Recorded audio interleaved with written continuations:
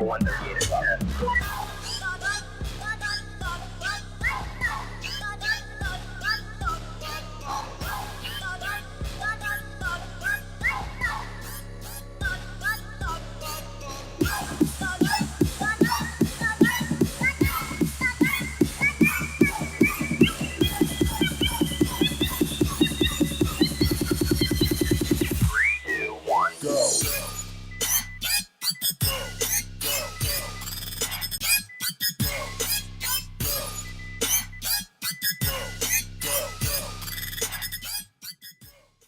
Hello, everybody, and welcome. You're listening to a Dare Media Group radio station. Daring Australian Radio Entertainment. Dare Media Group is the home of these online radio stations: Radio X Gold, Radio X Country, 6RXM Radio X Magic, and Dare Talk Radio. Find out more at daremediagroup.com.au. You're tuned to the Sportcat show. Okay, I think I've pushed enough buttons now. Good evening, everybody. Welcome. Paranormal guys. We are live tonight, and I want to say good morning to our fans in Perth. It's 9:03 a.m. where you are. Sydney, 11. Adelaide, 10:33, and Lord Howe, 11:33. I don't understand the 33, but okay, whatever. Good morning to all of you. We are live here. Let me find. I've got my wonderful and beautiful co-host jamming in the background here. What the hell are you doing? I'm not doing anything. You're always doing something. So everybody that is listening live on the internet, please come over and find us. I'm trying to get this fly to go away. That's what I'm doing. Okay, you just stick with that story. Come over and join us on the YouTube. You can find us under the Sportcat shows and join our chat. We got a great chat over here. Chris is here, and Little Smoky is here. Welcome, Little Smoky. Please hit that thumbs up button. We always have a guest. I was told that I never introduce the guests, so I want to make sure that I do. Smitty, well, he's got a great idea. Him and his partner got a great idea, and they make some jellies and jams that are, well, just jam up. So let me just bring him out to talk about it. So hopefully that's enough of an introduction to keep you happy. Welcome to the show, sir. How are you? I'm doing great. Like you said, I'm Smitty with Fired Up Jellies and Jams, and I'm glad to be here. Thanks for having me. Hey, our pleasure. You sent us some test products too, so tell us a little bit about yourself and what got you to, getting in the kitchen and making things. Origin story. I was working for a liquor distributor in Southern Illinois. A friend of mine is the winemaker of one of the wineries in Southern Illinois, and he had made a carrot habanero jam. And like most people, I was like, habanero, no thank you. That's going to be too spicy for me. But he got me to try it, and I was really impressed at how much the heat backed off. And it was a really good flavor. And so I told him I thought a strawberry habanero jelly would be good, and he wasn't interested. So I went home and built an entire company off of that one idea. Oh, wow. So you started making this just in your kitchen, taste testing and getting the recipe perfect? Yeah. So I come from a little bit of a wine connoisseur background. I had taken some wine classes, and that really helped me to kind of train my palate. And so whenever we were making them, I like spicy food, but I don't like to be punished because I like spicy food. I know that a lot of people end up, especially guys, I feel like guys are notorious for, hey, try this just to watch you squirm when it comes to spicy food. I'm not interested in that. I'm not interested in that at all. Like the spicy chip challenge, that's not interesting to me, because once you get so spicy, you end up with one note, and it's just pain. That's the only flavor note that you get. But I know, because I like to cook, I knew that spice could be done right. And so whenever we were developing the recipe, it was all about balancing the fruit flavor Oh, Glenn, I with may the not be able habanero to try heat, this. because when you do spice right, what ends up happening is it actually, so the way capsaicin works,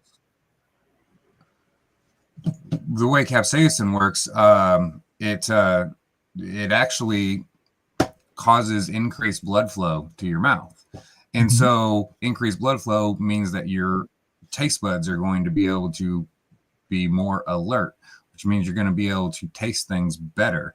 And so generally what I would say is whenever you try it, especially our strawberry habanero jelly, you're going to get sweet strawberry up front, and then you're going to get a spice in right when you swallow, and it's going to hit the back of your throat, and then you're going to get that sweet strawberry flavor again in your mouth.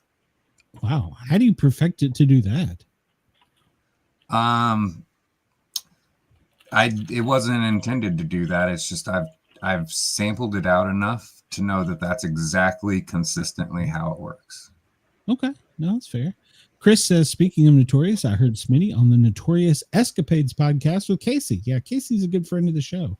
She's the one who hooked us up. So, Harley, what were you saying? You just kind of there. I'm going to have to take an allergy pill after I try this. Oh, no. Why? It's... Oh, no. I've sent her something that's killing her, Smitty. Me and her husband talk now. I didn't what know are you that. allergic to? Lemon. Oh. Yeah, it's a stabilizer. Yeah, we use real lemon juice. But I will be fine. In our peach and our strawberry vanilla rhubarb. So here's a fun fact for you. The way jellies and jams work is the mixture between sugar, acidity, and pectin creates a crystalline structure, which causes it to be a preservative. And so instead of adding junk chemicals to preserve its shelf life, its sugar is basically the preservative. And lemon juice is how we drop the pH below 3.7 to make it safe.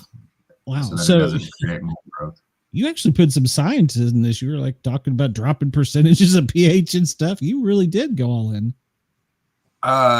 Yeah, I mean, we've been doing it. We became a real business in 2018. And what I mean by that is we registered with the state of Illinois. We developed recipes in 2015 and was just kind of giving it out to friends and family. And it seemed like we had something. So we turned it into a real business. And then from doing it for almost 10 years, you pick up a thing or two. Yeah, no kidding. So, man, I don't even know where to start. I assume you have to have a lot of strawberries and, other fruits and stuff to get this, because to take one jar takes a lot, doesn't it? So I will say that thankfully I don't have to know a lot about that side, mostly because we were making it in our own kitchens. We developed the recipes, but we found a co-packer who produces it for us and packages it for us. It's our recipes. They just magnitude it to mass production, and so they order all the ingredients, so I don't even have to worry about any of that stuff, thankfully. My job is the hard part. So basically I give them a whole bunch of money, they give me a whole bunch of jelly in return and say good luck, and then my job is to make sure that I get rid of it and collect money so that I can do it all over again. Well, that's the way it's supposed to be, isn't it? Yeah. So thankfully I don't have to worry about being, standing over a hot pot in the middle of summer, because I know that you had mentioned your wife makes jams and stuff. And I will tell you, when we were making it in our own kitchen, So this is the thing about making jams and jellies is fruit season, fruit harvest is in the middle of summer. In order to make jams and jellies, you got to put hot water and pans on the stovetop. So when you live in a small trailer and turn on the oven in the middle of the dead of summer, it gets really hot. And yeah, so those first couple jars, you could say our blood, sweat, and tears went into. Well, it seems as though from everything I've read that it was well worth it. So so you sent me the strawberry habanero, and I did. I'm gonna try that. Go ahead, keep talking there, Harley. I'll go first in case you're afraid you're gonna die. So, all right. I'll be honest, I never thought of that. What's funny is the strawberry habanero, we actually use citric acid instead of lemon juice, so that one she would have been fine with. That's my fault, Harley. Sorry. I did not know. But so the strawberry habanero jelly, we get a lot of people who are like, I don't really like jams and jellies, and I kind of agree with them. I'm not the biggest fan of jams and jellies. I use it as a meat glaze, so that one goes really good on ribs or chicken. I really like to that is amazing. Salmon with it. That is amazing. I got my grandmother's strawberry jelly up front, a little bit of heat like you were talking about, and then it just kind of dissipated. It wasn't very bad at all. I'll show that to our audience there. No, that's not, I mean, it's spicy, but it's not overpowering. That's very good. And so my favorite thing to do is to convert people. So people who don't normally like spicy, I like to bring them into the fold, because spicy things can be good. They can be done right. But a lot of people have bad experiences with spicy things, and then they think, I don't like spicy because I got burned once. Now, don't get me wrong. There are super tasters out there who can't even handle black pepper. So that's basically... That's my first question to people who say they don't like spicy stuff. I ask them if they can handle freshly cracked black pepper. They can handle our stuff. I went in with the bigger scoop. It's addictively good. You can't just have one bite. No, that is very good. I had to fight Mrs. Sportcat off because she wanted to try it. That is good. No, Chris, it's not overpowering at all. Sorry, I'm talking about a mouthful. It's like I said, I instantly went back to my grandmother's strawberry jelly. I grew up in Knoxville, Tennessee, and I know all about canning season sucks. And I knew that that's the first thought I had was, wow, that tastes like her grandma's, what my aunt and my mom and my grandmother used to make. And so that was amazing. Then I got the heat, which I like. This would be killer on wings. I don't know how I could do that, but this would be killer on wings. All right, so I'll tell you how you do that. Please do. So one thing that we're trying to get better at is telling people how to really utilize our jams and jellies. And I try to tell people, look, this is not a jam or a jelly. It's a flavor profile in the form of a jam and jelly. And that's really just for shelf life. So, but how you get it to not be jam or jelly is you put it in a saucepan, add a little bit of water, and then put it on low to medium heat for 20 to 30 minutes, and it turns it into a sauce. And basically what happens is whenever you heat it and hold it at that temperature, not high heat, just a low to medium heat, it breaks down the pectin, and so it won't gel back up. And so you basically make a nice smooth sauce. But one of my favorite things to do with that strawberry habanero jelly is take a whole jar, put it in a saucepan, throw a tablespoon of butter in with it, and then take the jar and fill it about halfway with soy sauce, and toss that into the saucepan. Reduce it down to a soy sauce reduction, and then make homemade hibachi with it, and it is phenomenal.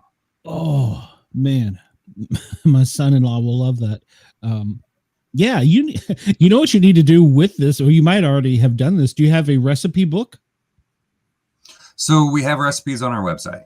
Okay. We don't have a lot of recipes on our website. We're currently in the process of moving from one website, and I'm building another website. So our new website is getfiredupjnj.com. And I've spent a lot of time in the past because I'm building it myself. I know that earlier we had talked and you said that, starting a small business can be pretty expensive. I'm a bootstraps guy. I don't like doing things myself, but I don't have the capital behind me to do it any other way. Yeah, that's what I do. I build my own website. I build my own displays. I designed those labels. So I became a graphic designer. Anything I try to do as much as I can so that I can keep our costs low, because running a food business is not, whenever you run your own business, it is not for the lighthearted. Like funds come and go, and come and go, and you just have to go with it. Hey, what's up, Casey? This is really good. Okay, tell us about yours now. Okay, so I do want to point out one thing real fast, because you said it reminded you of your grandma's jam. Harley, look at the tagline on your label. So on the left-hand side of the label at the top. This ain't your grandmother's recipe. Well, it sure fooled me. It wasn't Smucker's. How about that? Yeah, it How long does it usually last in the refrigerator? Like, how long can you keep it? So a good while. Because I'm thinking about putting this on my ham at Thanksgiving. Oh, it'll last to Thanksgiving. That's only 2 months away. It'll last that long. I'll be taking allergy pills, but it's really good. So describe the palette you got. It's there. got. I don't know. Okay. If you've never tried rhubarb before, this is good. It does have this slight hint of rhubarb, but rhubarb doesn't have like a distinct taste to it, anyways. And I like the strawberry. Like, there's actual chunks of strawberry in it. And it's got like a slight heat at the end, but nothing overpowering. Oh, there it goes. It's already started. Great. Hey, this will be cool. Worth it. Kill the co-host. My it ratings won't kill me. I'll just be breaking out. But it's worth it because it's really good. Well, will you put that in a Google review? Mm-hmm. It's worth the allergic reaction. It was worth the hospital visit. I'm going back in. I don't go to the hospital for it. I just like break out with the rash and my face swells up. Well, okay. The only time I've had my face swell up was when my receptionist ate Takis at my desk and rubbed it on my chair. Oh God. And I didn't know it. And so I rubbed my eyes and my whole face like swelled up and my eyes caved in because it was so swollen. Yeah. It's this one is very good. And now, all right. So now, unfortunately, being from the peach state, I'm not a native. I'm not a huge peach fan, but this one, you should have sent me that one. Is the Cinnful peach habanero. All right. So does it have like a cinnamon flavor to it? So we get a lot of people who say they don't like peach. And if we can convince them to try it, they end up saying that they love it. It does have a peach flavor, but it's also got the cinnamon and a little bit of habanero heat to it. It has actually won us most of our awards. we got first place in the Scovie Awards, which is international awards. We've gotten several international flavor awards with it. All of our jams are award winning. And that one goes really good on pork chops or turkey sandwiches. If you ever do meatballs in the crock pot, that's a perfect one for it. Oh, the missus will dive on that. Yeah, surprisingly, I don't get overpowered peach. I mean, but yeah, peach. It's almost like a little bit of Christmas in there because you got the cinnamon spices, and I do get the peach, but it's not. Well, see, like I said, I'm in the peach state, so in Georgia, if they tell you it's peachy, it's peachy. But I don't get that. This is kind of a real good balance, and it does. It really. I'm trying to think of what it reminds me of, but something around Christmas that my family made growing up, and that is very good. My uncle had an orchard, so we had a garden. We had the orchard, and then of course we had the farm, and so it was always something in there. But yeah, I'm trying to think. That almost gives me, I'm trying to put a flavor to, or something that people could gosh, it almost started as like an apple cinnamon and then went into a peach, if that makes sense. Yes. So that sounds good. This is going to sound really weird, but try it. Just try it. Pumpkin pie. Spread it over pumpkin pie. And I came that one across sounds this. like it'd be good over some vanilla ice cream. Oh, so my niece, what she likes to do is whenever she gets down to the bottom of the jar, she'll throw a dollop of ice cream in it and then scoop it all out. Interesting. Yeah. I took allergy meds so I could eat more of it. Oh, nice.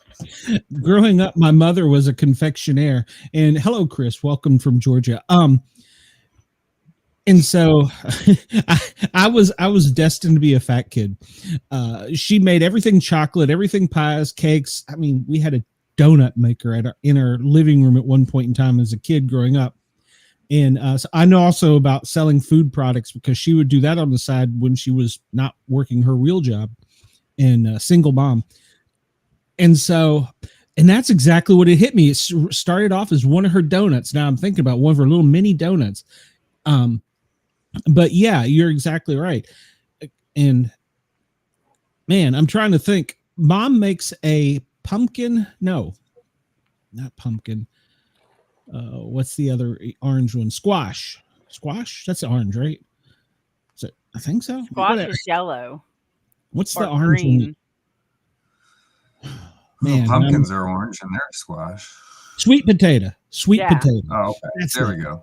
Mom makes a killer That's sweet a whole different classification of family. Well, but that's what I had at Thanksgiving. I'm sorry. So in Christmas, well, I think Christmas we might have pumpkin, but sweet potato, she puts bourbon in it to, now that she's getting a little older, she feels like she can up it now that she's not working. So I can only have one slice. I'll be sauced. I've got to go up there for Christmas. I'm taking this with me if there's any left. And I'm going to say, you can always order it online. How about you absolutely. eat everything that you got and then order some more? Oh, don't worry. There will be an order. I will be ordering some. Chris says, keep your categories straight. It's still orange. I'm sorry. But they're a whole different class of vegetables. Listen, I saved people. I was forced as a child slave to work in the farm. So I left that as soon as I could. Glenn, are you like Will from Big Brother and can't tell the difference between a cucumber and a zucchini? No, I could do that, but I was just having a stumbling block there. So trust me, Mom makes everything. There's pumpkin. I guarantee when I go home for Christmas, I'm going Chris to gain said so is a 20 pounds. carrot. That's true. That's true. So, hadn't thought of that. Thank you to the Thin Line Rock Station. I thank you for supporting us. Yeah, that's true. Hadn't thought of that. Is there a carrot pie?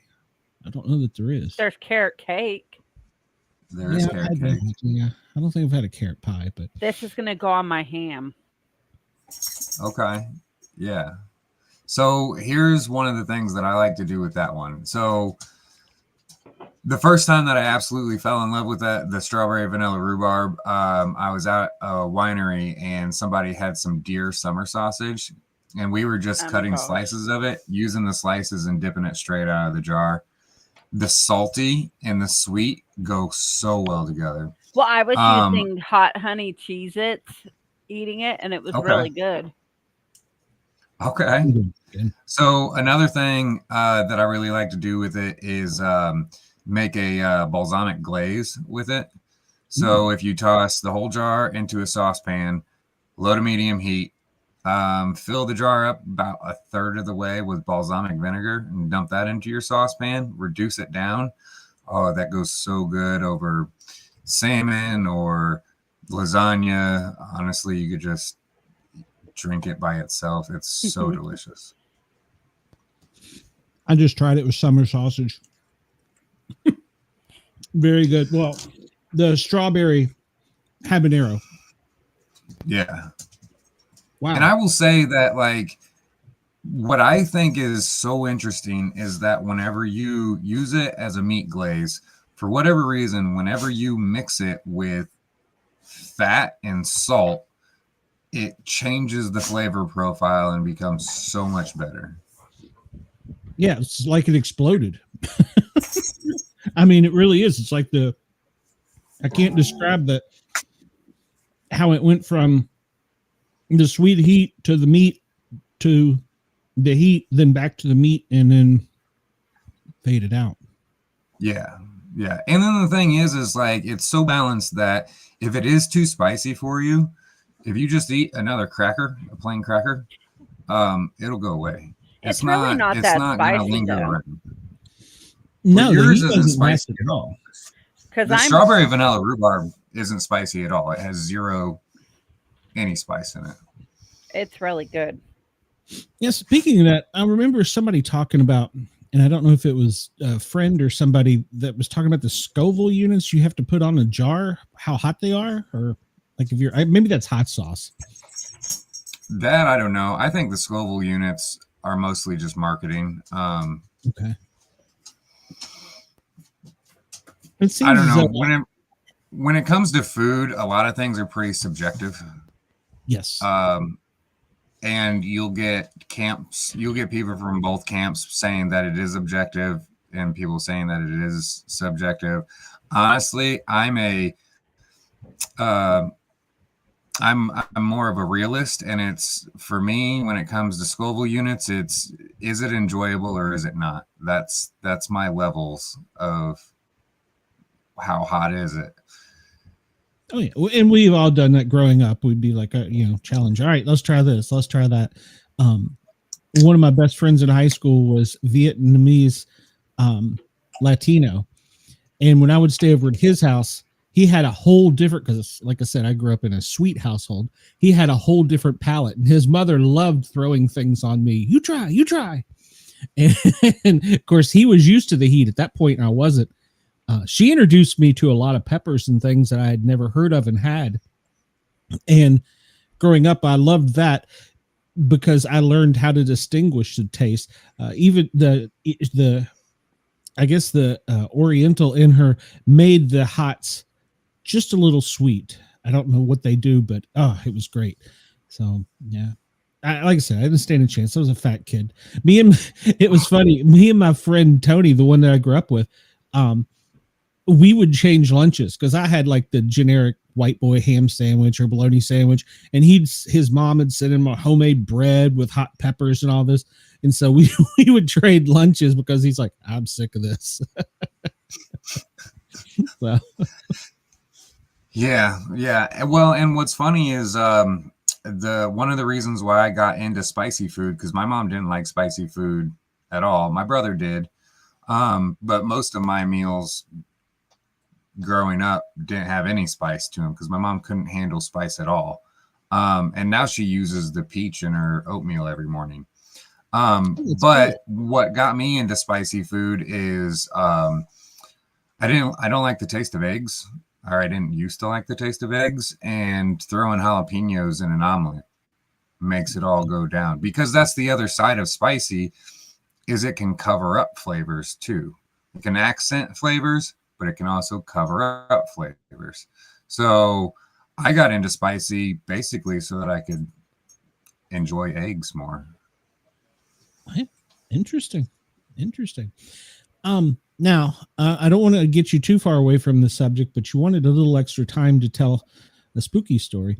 I want everybody to know where they can get your stuff. Now, unfortunately, to our listeners in Australia, as great as this is, you're going to have to find an American friend because apparently you don't ship there yet. So that's correct. We do not ship there. Customs is a whole regulatory body that I don't want to deal with. I hadn't thought of that. Yeah, well, and shipping, so customs is one thing, but then shipping food is another thing. I don't know what the regulations are with shipping food across seas, but I know that shipping food is different than shipping. And shipping alone across seas the price is so expensive. Yeah. Well, our Australian listeners will have to find an American friend and have them ship it for them. Not that I'm trying to tell. I do not want to tell anybody to break international law or whatever that would be, but so tell everybody else where they can find you. Yeah, no, it's I would love to ship internationally, but it's me and my partner Krista, and it's just the two of us. She has a full-time job. She supports me. So yeah, I don't have the team. I don't have the bandwidth to be trying to figure out international markets at this time. Hopefully that'll change. Okay. That's the goal. I guess not hopefully. It will change. There you eventually. Go. Put it out there in the ether so that it does become a reality. So if they want to find your stuff now, they go to the website. Is that the best way? Yep. Getfiredupjnj.com is the best way to get it. It's our brand new website. It's still under construction in some spots, so bear with us. But you can also find us at our old website, which is firedupjnj.com. Okay. All right.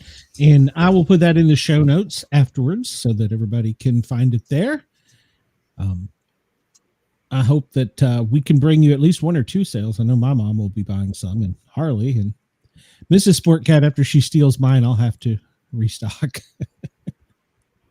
And I will also say that right now we're right in the middle of a product launch. We have a new product coming out tomorrow.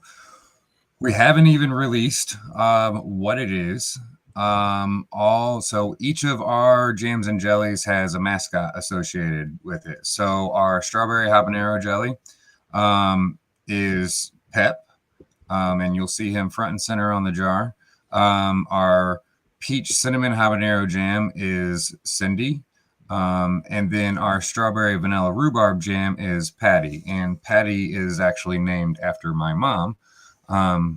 And because she raised me to be a strawberry person, right? Like she likes strawberries, so she taught me to like strawberries, and that's where the strawberry habanero came from. Yeah, that. So that's pretty close. It's not. That is very Halloweeny version of Pep. But yeah, so we are, thanks to AI, we're able to bring our characters to life. And yes, Billy is our new product mascot. We put a hint on our website, on our new website, and we asked all of our Facebook followers to see if they could figure out what the new flavor is, and somebody found the hint. And so Billy is his name. and we will be releasing it tomorrow at 6 o'clock Central Time. So I guess that'd be 7 o'clock your time. But it was produced on Monday. I went and picked some of it up yesterday. I was doing photo shoots most of the day. And it's pretty good. It's real good. And I will say it goes especially good with goat cheese. You were asking about AI, and this is one of my first attempts. I said, make a habanero pepper a Bigfoot. So that was, yeah, that's all AI. I don't have such great artistic talents. I'm learning to use AI. Just move him over there somewhere. He can stay hidden. So, all right, oh, no, don't move that, dummy.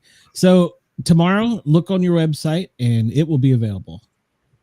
I would highly suggest people follow our Facebook because that's primarily where we're bringing our characters to life. So yesterday we did a post where Cindy and Patty basically explained that Billy was having cold feet and that everyone needed to show him some love in the comments. And so we're trying to be as interactive.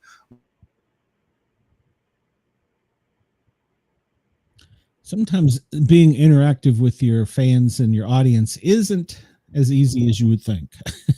Some people love you, others, well, you know, it's the internet. That they represent. Feisty. He's energetic. He is what you would think a strawberry habanero guy would be.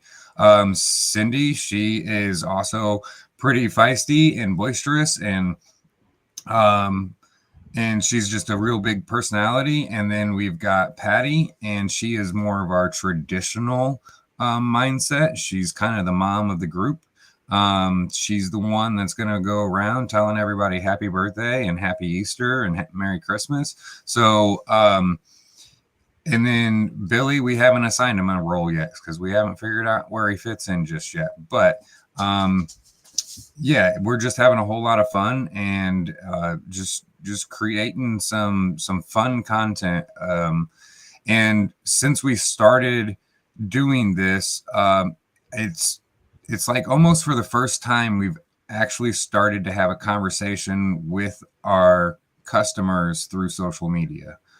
And that's really exciting because for the longest time we don't get a whole lot of comments. A lot of the comments are just like, looks good, which, I mean, we take food pictures and it's like, thanks, like it does look good.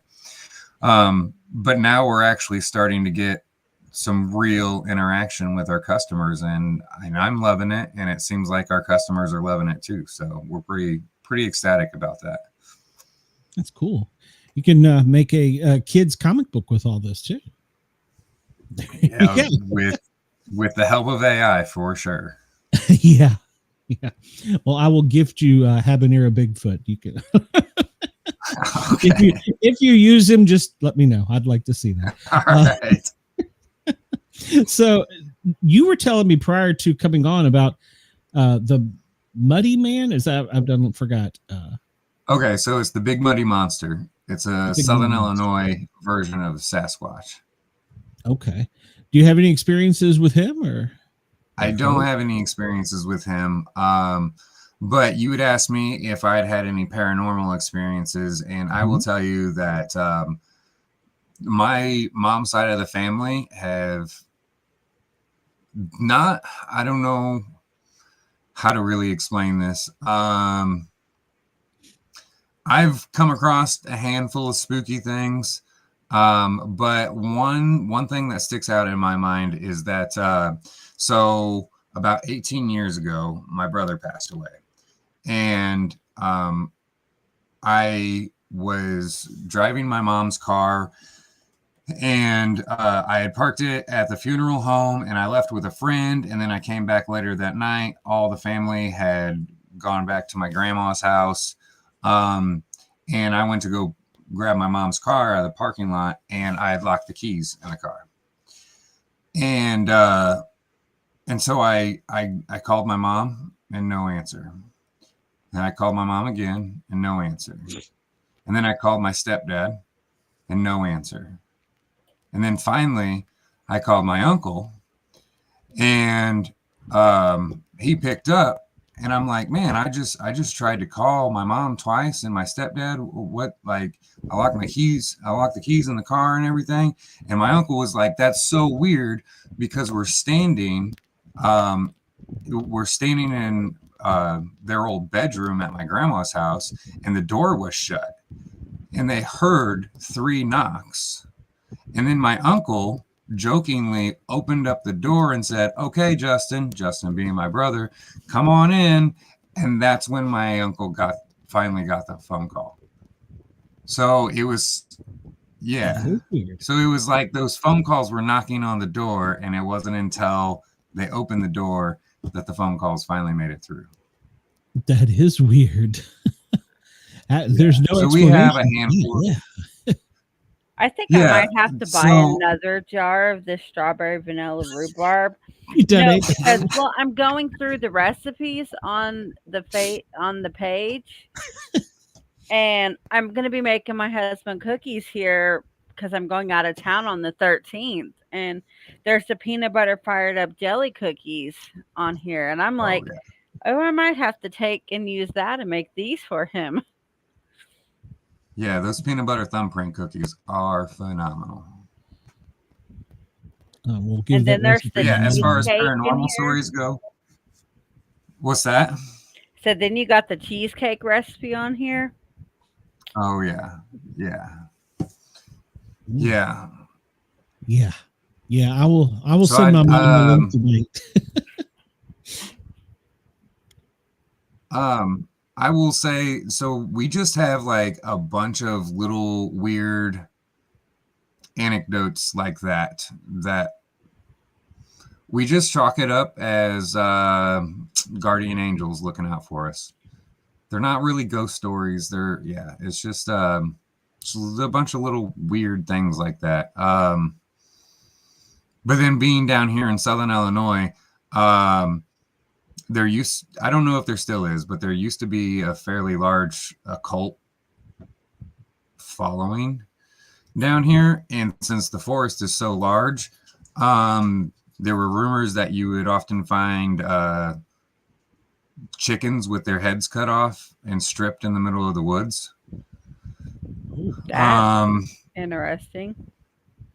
So this one time I was out driving around with this girl, and we went out to this hiking path, and we pulled up into the parking lot. And keep in mind, it's probably 10, 11 o'clock at night. It's dark out. There shouldn't really be anybody in this hiking trail parking lot. And we pull up, and there's 2 cars, a bunch of guys, and some of them are carrying a wooden casket. And this girl was brazen, and she got out and was like, I'm going to find out what's going on here. And I'm just like, how about we don't? And one of the dudes came walking up to the car. He's like, what are you doing here? What are you doing here? And we're like, sorry, we'll just get out of here. And we left. We still have no explanation of what they were doing. One reasonable explanation would be, since we're in college town, it was probably a fraternity doing their Hell Week or whatever, their initiation rituals. But yeah, so you get all kinds of weird stuff like that. Interesting. Yeah. You were saying that, and I was like, there's always that one girl that's ready to do that. And I'm going to have to defend her. It's always that one girl. Why does she have to be with me? But yeah, so man, I wish that I knew that you were going to ask me this, because I would have talked to my mom, because she'd probably have all kinds of stories. I just can't think of all of them all at this moment. but yeah, like I said, we've got some strong guardian angels that float around us and do our bidding all the time. When you were growing up, was it a haunted house, or did you ever feel like it was? No, it was a new house. Parents, it was a modular home built in like 95 or something like that, 93, somewhere in there. No real haunting stories as far as that goes. It's really like we've had I don't know, we've had some tragedies in our family, and so we just kind of always chalk it up as relatives just looking out after us from beyond the veil. Well, it's a good way of putting it, because that is so true. Some of the guests we've had on here have talked about what's on the other side of the veil, and I've always been questionable on it, but a couple of them have come up with such good explanations that it's hard to argue with. So, yeah, I mean, as far as people are, I guess your family members looking out for you, yeah, and once they're gone, they still do, and it's weird to me, but that's what I hear from so many people. Yeah, and I mean, I have my own explanation of it. I have a degree in philosophy and a degree in classical literature. My brother passed away the first weekend that I moved to college, which I imagine kind of changed the trajectory of what I studied once I got to college. Started really asking questions about why, which led me into philosophy. But the way that I kind of explain it to myself, whether it's right or wrong, doesn't really matter, is energy can't be created nor destroyed, only transformed. And so once you create an imprint on this world, that imprint lasts forever. But then on that same note, you here and now are not the first imprint that you've made on this world. I not opposed to past lives. I think it's completely reasonable. But yeah, no, I the fact that cultures around the world have some semblance of a ghost story just makes it, who am I to say that it's not real? You know what I mean? Oh, absolutely. Well, I mean, for instance, we'll just jump back to the Bigfoot for a minute. How are there so many creatures? And I had never heard of the one that you taught me about. How are there so many of these creatures around the world that all have the same description if they're not real? You know? Well, and then you got Megapithecus, which was a large great ape that was upright. So I don't know. I don't know. Whenever I look at mythology, I kind of hate what Western Civ has done to mythology, because they kind of say mythology, oh, all of that's just stories. Whereas I'm more of the firm belief of it's not just stories. They're trying to tell us something. They're trying to describe something about their world. Instead of just saying that's fake, why don't we just try and give them some grace and some benefit of the doubt that maybe they did know what they were talking about, but the game of telephone morphs stories, or maybe it takes a little bit more imagination to understand the world than what empirical science would allow us to believe.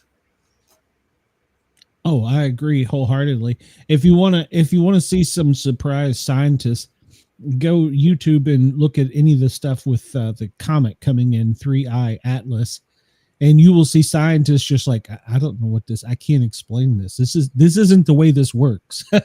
So we don't really know as much as we think we do.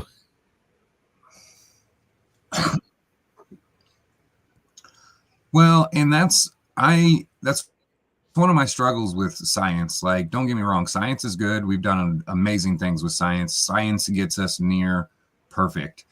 The problem with science, though, is everyone seems to think that science tells us what is, and science cannot tell us what is. Science can only tell us what isn't. Science is a discovery through elimination, not a discovery through what actually is. And so, yeah, you don't actually use science to explain the world. You use science to explain what the world isn't. And that's how science works. And a lot of people just don't understand that about science. Oh, agreed. But don't get me wrong. It's still good. We still need it. Oh, 100%. Yeah, I was blown away when I first learned about quantum mechanics. I was like, wait, what? Yeah. So here, okay. All right. So this is my theory on, like, have you ever been thinking of a friend and then all of a sudden they called you? Yeah. All the time. You never had that happen? No. Oh, okay. So yeah, all the time. Yeah. This is my explanation of that. I don't know. So I believe that when two people are interacting, we are able to create a molecule that is entwined. And what you know of quantum mechanics, entwined molecules can operate with each other, even though they're billions of miles away. And so what I think is a memory is a molecule that was entwined with someone else. And so I think that's how some of our telepathic abilities are possible. But it takes training if you wanted to get good at it, and who knows what the capacity is to do it. But I know that stuff like that happens to me all the time. Like I have people who I'll be thinking about and then call me almost immediately after I stop thinking about them. And so I just think that it's because we've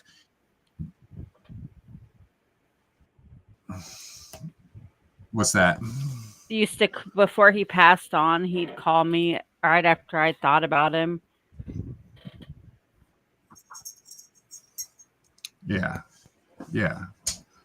And then it kind of, and then that leads into like after they pass those molecules, if this theory has credence, maybe those molecules that are created and intertwined, maybe they still exist. And that's why we're able to be like, oh, my guardian angel is watching over me, and know which one it is. If that makes any sense. No, it does. I was at a class in Atlanta, and a guy who does, I think it's called dowsing, where they have the rods. He had a guy he picked up by the audience. He says, "You're highly telepathic. I can tell, blah, blah, blah." I knew the guy, so it wasn't like it was somebody he had just known.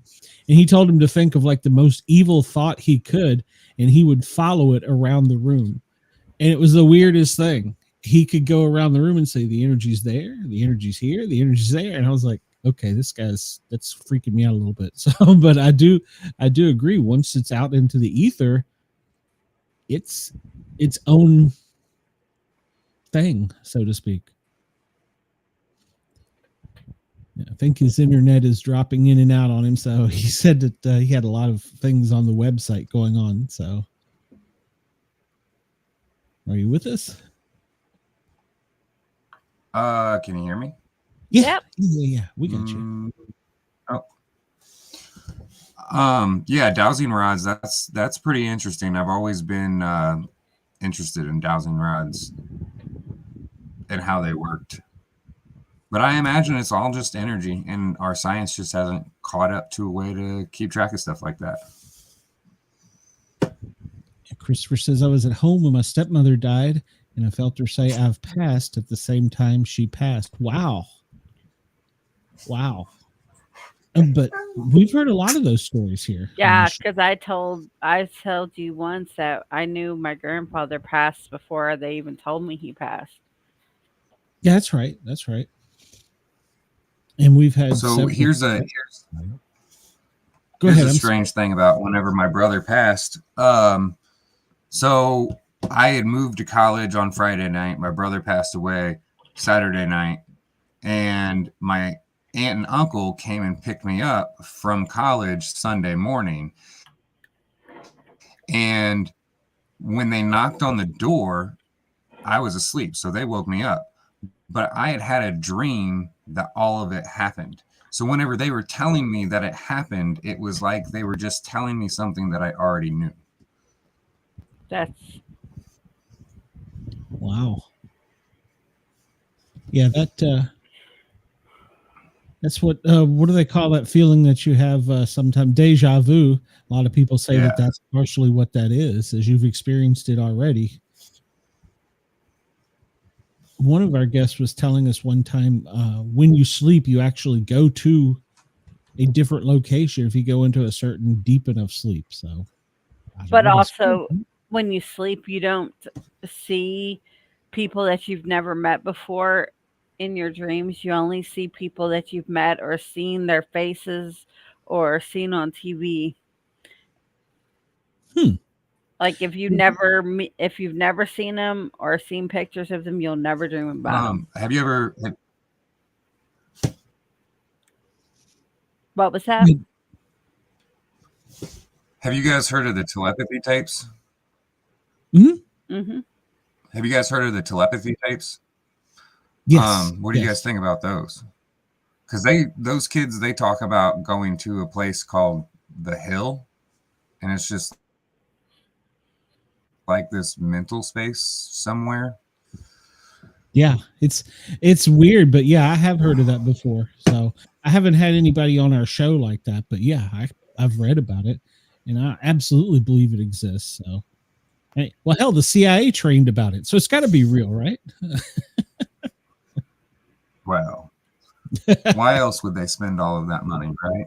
Exactly. But yeah, no, I think.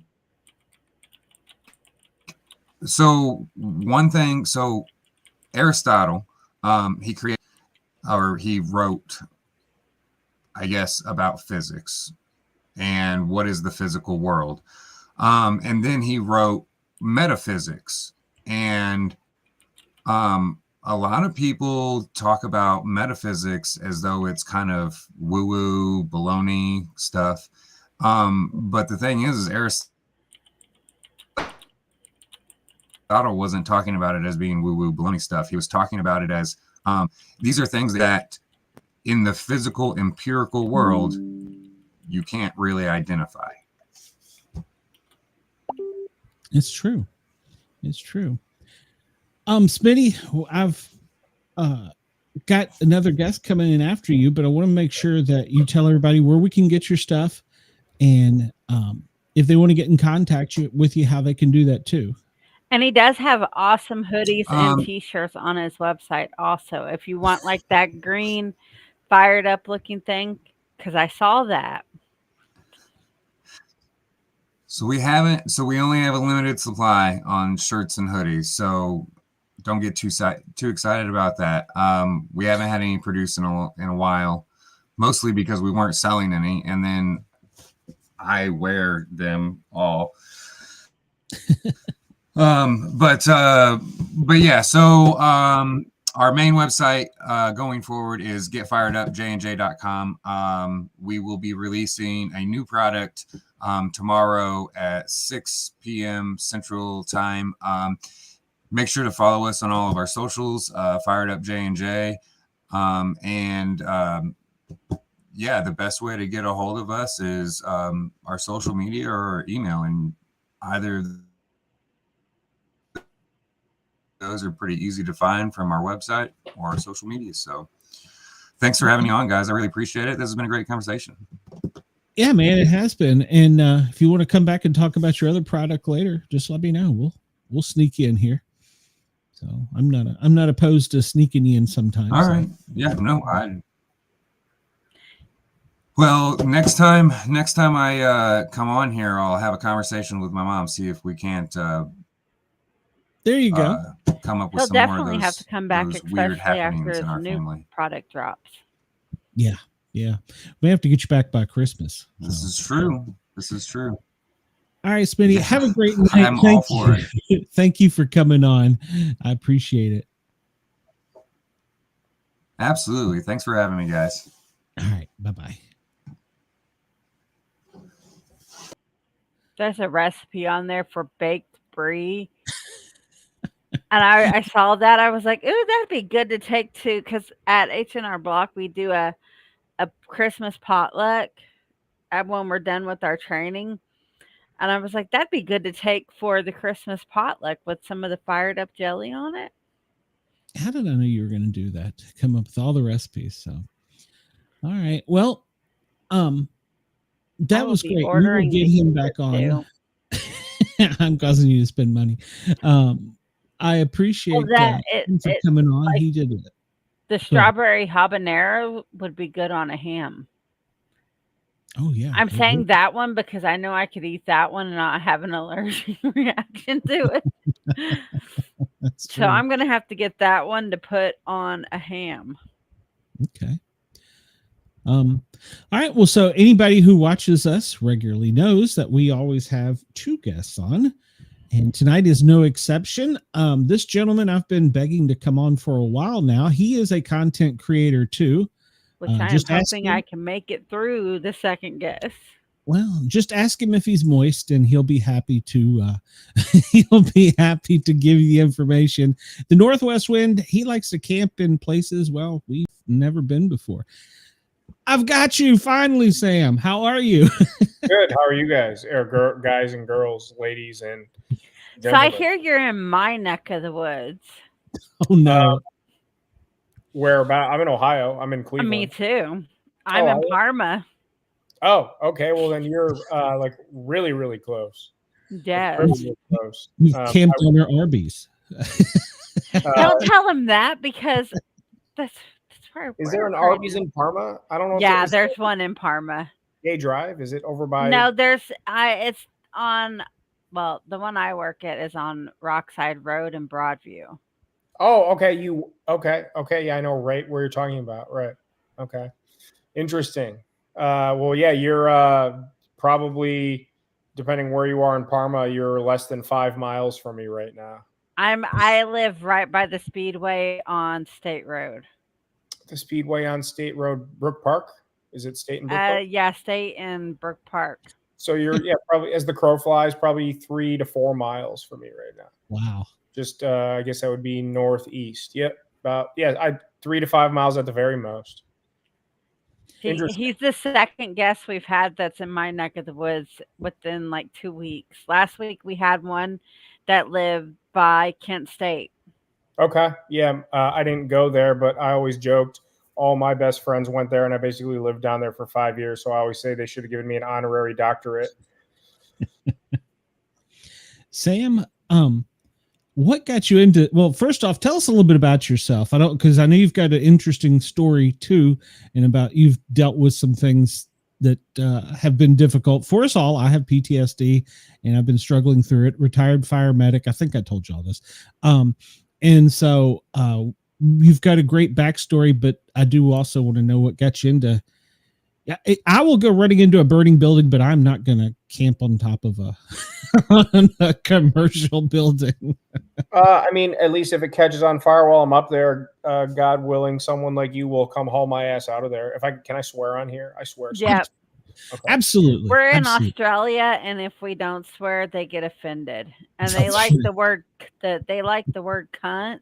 Okay. So they probably say it with a better accent, though. Yes. Yeah. I'm sure. I guess, I went to a canoe tripping camp, wherein, blah, blah, blah. I tell the story in all my interviews or podcasts. When I was 12, went to a canoe tripping camp up in Northern Ontario, 6 hours north of Toronto. Long story short, Aboriginal style canoe tripping.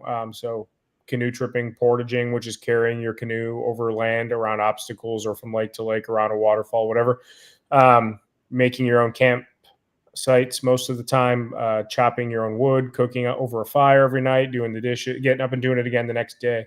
So that's where I learned to, because when I got up there, I was 12 and I had played in the woods and done all that crap like any other kid would growing up in the suburbs. But that really got me in tune with outdoors and fishing and being very, very independent, especially like that kind of adult style, thousands of miles from home. At certain points, 100 kilometers, more than that, not seeing people for a few weeks at a time on those long trips, especially my last couple years. My last 2 years, we did a 30-day trip and a 20-day trip. And then my very last, that was in one season. Then my very last year we did was a 46 or 47-day canoe trip. So straight through. Sandy, I think Jess first, her favorite 4-letter word is probably fuck. That's my wife. If just Jess, I'm assuming that's my wife. I'm not. Yeah. I'm in the Streamlab. I'm not on YouTube. Well, they said my favorite. Well, if you look on the side, there's all the comments are there. I had it closed. She said my first favorite word, 4-letter word, was when I said cunt. So I'm pretty sure her first one is fuck. Okay, that works. Yeah, she can have a foul mouth sometimes. But hi to everybody that's here. I see Chris Anglin, Shy Guy. Chris is here. Sandy's pack. Yes. Yeah, the chat lit up when you came in. So I hope I brought some people. For some reason, it's hit or miss when I go and do other extraneous adventures. Sometimes, even when my friend Jay, Cerebral Palsy Gamer, on YouTube, had myself, Tony from Random Adventures 2.0, Todd Champion and Champion, and then Daniel from Hammock Mountain, because he wanted to interview all of us that did that highway roundabout, or was it highway interchange? So blah, blah, blah. 4 people with reasonably to medium-sized channels, and there was like 23 people there at most at the one time. And I'm like, not that we're like, we're not big time or anything, but you figure 20, 30, 40,000 between the 4 channels, there would have been maybe a couple hundred people, but it just did not turn out that way. So, well, you've got a good following. So. I don't know anybody who doesn't. My 13-year-old son tries to, and we get on to him for that. There are some rules. Jay Cargill. So yeah, some people in here, I can tell you all the people I see in here, aside from my wife, who's my biggest supporter, everyone in here are my ride or dies. It's like, awesome. I have brand name. Like our community's pretty brand name in my mind because I interact with everybody and know everybody fairly well. Some people pretty well. So it's like when I see names, it's instantaneous. I know who they are a lot of the time, which is pretty cool. So that is. And your friend Todd, Camping with Champion, I think he thinks I'm a stalker. So that you did ask me. I saw you had sent me a secondary email that I never replied to, and I didn't see it until when you sent me the link today. You sent me yada yada yada. I'll send you the link, whatever, the day of, or whatever you said. I'd send it to you the day of, and then I said, okay, sounds good, and then I missed that you sent me another email asking if you can get me in touch with other people. And it's not, I'm not saying no to you. I say no to everybody. No, I understand. I would have told you that in the email, but I didn't see it till I saw the link. I'm like, I kind of felt bad. I didn't mean to ignore your request, but I'll tell you in person. I am not yawning because of you. The guest before, we did a jelly tasting, and it had the jelly that Glenn sent me had lemon juice in it, and I'm allergic to lemons. Okay. So I had to take an allergy pill because I started breaking out really fast, and now it's starting to kick in. You're good. It's 10 o'clock here. I think I'm getting sick. I've been feeling like crap the past 2 days, today especially. It's going around here in Ohio big time. My kids have come home from school sick, and yeah. So I'm like, as soon as I start to feel sick, I'm like you can ask my wife, I'm a big baby. Like that's most men though, honestly. Yeah. Well, I'm not most men, but I'm just kidding. But yeah, I'm not 100% right now either. Good spirits, but that's also because the tribe won today, so I'll take that. That'll make or break my day for sure, especially in the playoffs. So, There you go. but yeah, just to finish answering your question, when we did the cerebral palsy gamer, Jay, my friend, I keep plugging him because I want everyone to go subscribe to him that's watching.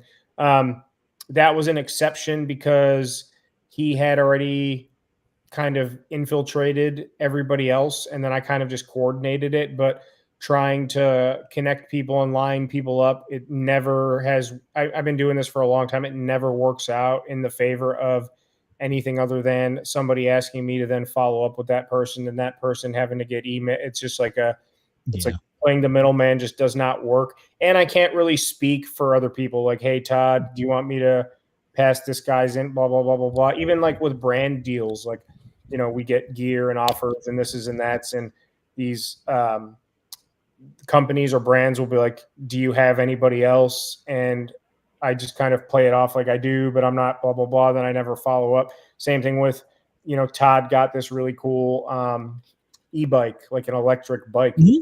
And it seemed like everybody was getting e-bike offers. I hadn't at the time. And I was like, I really want one of those. And I'm like, can you tell? And he's like, I don't really want to mess up the relationships with the brand. And I totally understand. Luckily, I actually have one coming. It's a electric tricycle kind of thing. It's not the one I was eyeballing, but it's still an electric bike nonetheless. So point being, it's really hard to kind of like middleman that. I would love to, because I love to scratch people's backs as much as I can, but it's just not feasible. And yes, Jess, I agree. Man flu.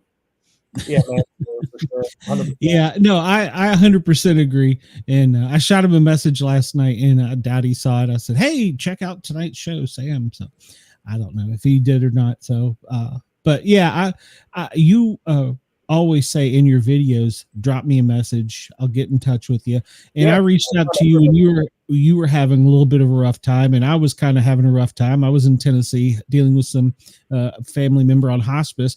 And so we kind of chatted back and forth a bit, which was very good. Thank you. Yeah. So you're welcome. You need to make it where I can share comments too. Chris said, man flu, yes, we can be babies sometimes. Yeah.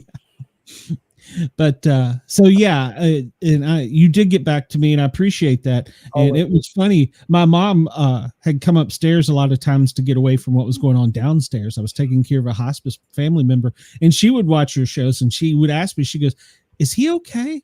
Did you reach out to him? I said, yeah, we're sending messages back and forth. She would always ask me, is he okay? Is he doing okay?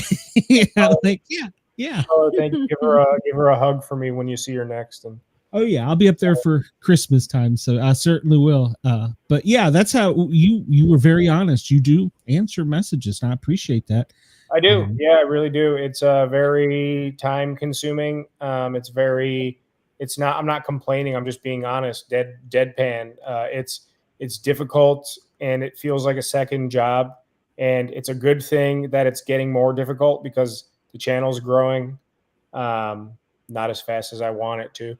Because I'm impatient, I'm impulsive, but it's growing. And so, you know, fielding 20 or 30 comments on a video and a couple emails and Instagram messages a week has now like quadruplified times 9 or 10,000, you know, so I'm not anywhere near where I want to be, but there's going to have to be a certain point where I maybe pay Jess, if I ever make enough money to support myself, I might just hire Jessica as an employee and use the tax write-off to have her just respond to everybody, and she can relay me what I actually need to know, because it's a lot. I love doing it though. I've made so many, even people in this chat right now, like Chris and Chris are here, and I talk to them almost every day. It's kind of strange, not strange, I shouldn't say, but it's almost, you know, then Jay, cerebral palsy gamer again, Todd and I talk a lot.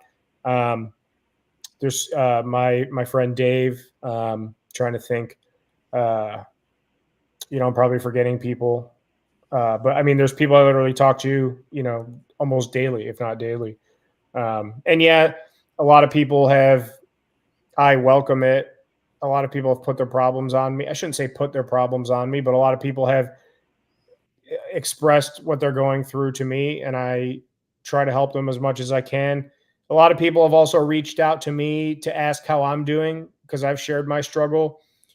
So whether they ask how I am or tell me what they're going through, or we kind of meet in the middle and can relate and swap wars, that kind of stuff. It's like, I don't know how to describe it other than I never really thought it would amount to much, but it's like, it's very real and tangible, like the work that's been done in the community. I don't know if that all makes sense in a roundabout kind of way. No, Community, it does. Like, No, it absolutely does. And you don't think, like I always joke, we have the Australian station manager tells us we have 2,000 listeners to our show. And I tell him the same thing. I don't understand it. Why do people want to hear me? What do No, I'm not saying it relative to, or my response that I'm about to say is not relative to you, or whether you're in a bedroom or I'm sleeping on top of a Starbucks or something. Like, I feel the same way. Like, I was talking to my wife about it. I don't know if it was today or the past 2 days have been a blur. Playoff baseball, and I feel like crap. I don't know if it's because the impact it's had. It's a lot of people have helped me. I'm trying to choose my words carefully. I was talking to Jessica about it yesterday, and like, it doesn't feel like it's real. It doesn't feel like, not only is the channel growing and the community, that's my goal, is to obviously do this more full time and support myself more full time doing this, but everything that it's built around the community and all of you watching and that will see this or won't, but there's like, it's really happening though. Like the conversations and the stuff I've shared with everyone and they've shared with me, and the 17 emails I got to get to at some point, and the Instagram messages and all the comments. And it's all the work, but like, I'm putting in the work. People are putting in the time with me too. And it's, I think the best way to describe it is imposter syndrome is what I might be loosely using it in the right way or wrong way, but it's like, you're not convinced of what you are trying to become or that you are until, I don't know what is going to click and make me kind of like, I'm like comfortable with it. I'm cool with it. I do it every day, but I don't know, like, it's still all, I know I'm talking in circles, but like, just everything we've talked about, whether it's views or people opening up to me, or, channel growth or making friends, doing all this stuff, or that people like you want to talk to me on a Wednesday night at 10 o'clock for whatever reason. Like, it doesn't all like click. And I was out filming a video last night, and then blah, blah, blah, blah. It's like, I'm just doing it, but it doesn't feel like it doesn't feel like a linear, like, trajectory of like, I started here and now I'm here and I'm trying to get, it's just, I don't know. It's like part of just what I do. Oh yeah, I get it. I'm sitting here going through your videos, and I can't pronounce it right now, but the guy who reacted to your video. Oh, queso. It has to be queso. Yes, it's queso. My kids watch him. Yeah. And that is amazing. And I have gone and shared your Facebook on my my streaming site group for my podcast. Sorry, there's been a fly bugging me all night long. Yeah, sure. And so I shared it on my stuff for you, so they can follow you. Hello, Wendell. Yeah, we absolutely will share your stuff. It looks like your son might be watching you too. So funny, I mentioned Dave before. Now Dave's in here too. So like I said, and then Sandy's in here too. Hi, Sandy. Yeah, I appreciate your kind words, Sandy, too. So yeah, people are. I don't know what it is. I just do my thing. That's all I can say. It's like flattering, but I almost like, it's weird. What I know you said you were. Well, I watched some of your videos. I don't think I've watched all of your videos. At least your early ones. I don't think I've missed any in months. But what got you into this? And I know, don't tell me that Steve Walls was your inspiration, because I get it. He's great. He really is. He's great. But it takes some cojones, not just some waste. It takes some cojones to get out there and do that. Yeah, I actually have 3. So I'm just kidding. I have 2 really small ones. My early stuff when I started this channel, and I've had channels and music and stuff I've been doing for forever, but this channel was a fishing channel for a while, 8-9 years. And then 2 years ago, almost to the day, I I've been thinking about rebranding because I'm not like, I didn't align with the values of what my fishing brand was. It was blah, blah, blah. There's all kinds of backstory to that too. But um, I was like, I want to continue to be an outdoor channel, but I want to do more camping content, more serious stuff, more like I want to build an outdoor brand, but while I'm, enjoying myself. And stealth camping was something I wanted to do, more serious fishing videos, more camping, serious camping, that kind of stuff. Stealth camping was on the list of things I wanted to do as part of my rebrand. And so I, posted a goodbye video and then a hello video or whatever, all in the same video, and said, the next video we'll see will be under the new brand Northwest Wind. I put up all the new logos and all that. And I'm like, Steve Wallace, I mean, he was like the inspiration, not unfortunately, because it's cliche. I'm saying unfortunately, because I can't give you a better answer. My friend, Uncle Canada, who was my like fishing partner, he's like my fishing husband, I guess is what Jessica calls him, sent me a video like 4 or 5 years ago at this point, like right when it came out. So however old that video is, it was Steve Wallace and Crazy Neighbor, RIP, at his property, the acreage.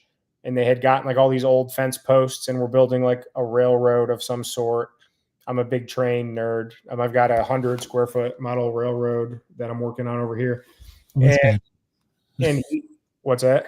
That's badass. Yeah, appreciate it. So my friend sent me that video and I'm like, this is awesome. Who is this guy? And then I like started watching his other videos and I was like, this dude stealth camps. He does crazy. So, it was years ago. And when I wanted to rebrand, I'm like, I really want to try stealth camping. So I saw we've been doing, I bought this house I'm living in. It's an old brick ranch house. I'm sure you're very familiar, Harley. Old Parma, Seven Hills, Royalton brick ranch houses built in the late 50s.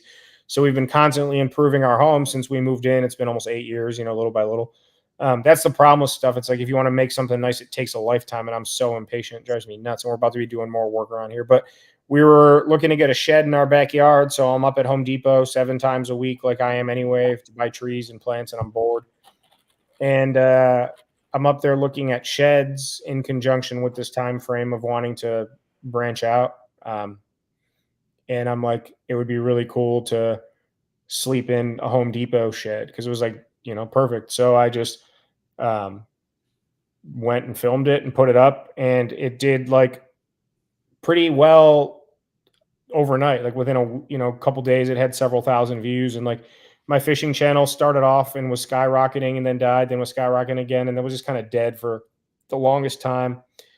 So when I saw that initial success, I expected it would be fun and people might enjoy it, but I didn't expect it to do as well as it did initially. And that just motivated the piss out of me to go do it. I did the mall the next week and then the dumpster video, which is kind of infamous. And then, yes, so it's kind of just, it's snowballed from, like I said, I never planned on stealth camping the whole time. And if you kind of watch or subscribe, not watch, I shouldn't say like realistically watch, but I kind of go in phases, like right now, including last night, that was like my 6th in a row stealth camp. And I'll do like 3 or 4 in a row, then a camping, fishing, then a property tour. And then, if I'm having bad mental health, I'll post those. But like it's like cyclical, like stealth camping, especially high risk stealth camping, is very stressful. And I don't sleep because you're always on alert and all. So I know I'm kind of ranting, but I never planned it to be that way. And I don't want to always be a stealth camper, but it's what people want to see. So I'm really trying to lock in. I have right now on my channel, I have 2 fishing videos, 2 property tours that I was looking at, and 2 regular camping videos that I've had uploaded for like 2 months. But nobody has seen them yet because I'm waiting till so you're going to see me camping on 4th of July weekend in January because I'm trying to stealth camp till the weather gets crappy, and there will eventually be a week where I can't shoot a video. I know I'm ranting, but people want to see stealth camps. So Wendell, if you go look on his page, he does have a video on there where it says, did Bigfoot visit his campsite? I tried to summon Bigfoot. Yeah, I did like all the stereotypical stuff. So you're busted at Walmart. Okay, so how did the guy react when you said, I'm taking a dump? I was trying to take a dump and the door got stuck. including last night's video. Spoiler alert for in less than 24 hours. I got busted last night, but it's like the worst bust of all time. It's like I honestly don't even want to upload the video. It's like stupid, but I guess you'll see tomorrow. I don't like to mess with people. I don't like to, if I have to lie my way out or like have a fake conversation just to pass the time or get on my way, like I don't feel like I'm being malicious. I don't like to trespass as much as possible, but I do. I don't break and enter. I don't hop fences. I don't taunt people. I don't like purposely try to cause trouble. All I do is trespass and, burn me at the stake. One day I'm going to go into work and he's going to be asleep on the roof. One day, yeah, literally. But so with the Walmart guy, I just felt so bad because I don't intend to kind of like make an ass out of him or myself. And he was just coming in there to, he's like, I get so upset thinking about it. I really do. Because it was about 11 o'clock. So like a night like tonight, this dude's working slave shift. No offense to anybody. He's working the midnight shift at Walmart. He's going to clean the effing bathroom. And I'm in there screwing around. And he's genuinely going out of his way to help me out of there. And I'm just trying to make a stupid video to make $26 and get a few, I'm trying to say, like, it just makes me feel like, I don't know. I'm overreacting for sure, but like, it was a fun video. It really it was. I appreciate it. Yeah, I feel guilty. I was not trying to shame that guy or like make him, and he probably will never see the video or never even know that he was a part of my ruse just to try to, I think it's because of you. Actually, my wife and I were in a Rural King in East Tennessee, Knoxville, and this guy comes up to us and he's starting with this shtick, and she was having an incredibly bad day, and so she wasn't having, her Yankee was coming out. She wasn't having any part of this conversation. And here we are in rural East Tennessee. Everybody will talk to you. This kid was trying so hard to start a conversation, and finally I caught the meta glasses, and I was like, so I played along a little bit, and as he walked away, I'm like, so what's your channel name? And he's like, Busted. I'm like, yeah. Right. He's like, can I use this? I'm like, absolutely. It pissed Mrs. Sportcat off. Please do. Yeah, I'm not a fan. I mean, I'll freely admit I have old YouTube channels and did a lot of old prank. And I was a kid when like Jackass and all that stuff came out. The first reality stuff, like before MTV. But that was our generation where we were trying to do all that stupid shit Jackass was doing. Right, exactly. So we were the first generation to be doing that on video cameras. Like we were all doing it at the same time. And then we're also the first generation where that became like mainstream because it was able to be filmed and distributed. So that's why we're in our late 30s, early 40s and feel like we're in our 50s. And right. I wasn't ahead of my time. I was just born 10 years too early, or else I'm not obviously making a half joke, but like I could have been on Jackass based on what we did when we were kids. We just were not of age and didn't have I'm trying to say we were doing the same stuff, but I don't condone. Back then it was funny and it was all like the times make the man kind of thing.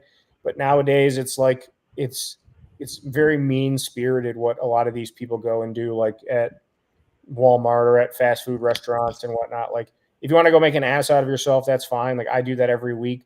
But if you're going to mess with people or like ruin people's days or make more work, it's a lot of that stuff is you're just straight up like you're just, you're just fucking with people just to fuck with them. And, it makes me happy when I read the comments and people are ripping them new assholes because like, I might get a laugh out of it, but at the root of that is some guy working at Walmart or Taco Bell and you just ruined his day or made him look like an idiot or, I just don't agree with it at all. And I used to be that guy. That's why they say what you do as a kid will piss you off when you're older if you learn your lessons. And so I guess I learned my lesson.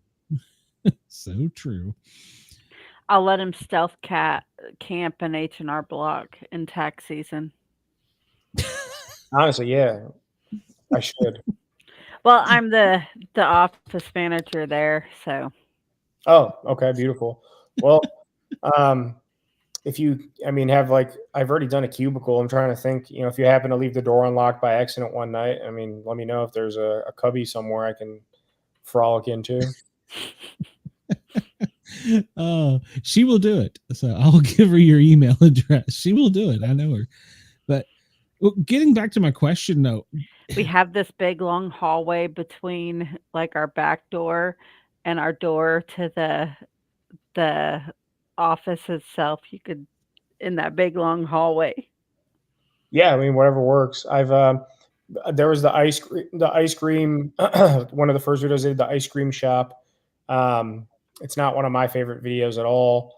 But they invited me, my friend whose family owns it, invited me to camp there. He was a fan of the channel, still is. I haven't talked to him in a while, but invited me to stealth camp in there. And I've had other offers and um, for, invite type stuff, but I'm not saying you would by any means, but like I have a feeling like people would have nefarious reasons. Not that they'd want to harm me per se, but like, hey, bro, I'm the night manager at Sabaro Pizza at the mall. Come camp here, and I'll make sure you're good. And then like they know I'm there, and then all of a sudden the cops show up, and they want to see me get arrested just for fun, or they want to see that kind of stuff, or like Yeah, that's horrible. I would never do that. or people come and try to like not rob me, but like fake like they're gonna beat me, like all kinds of stupid stuff. I don't trust people. Some people have really.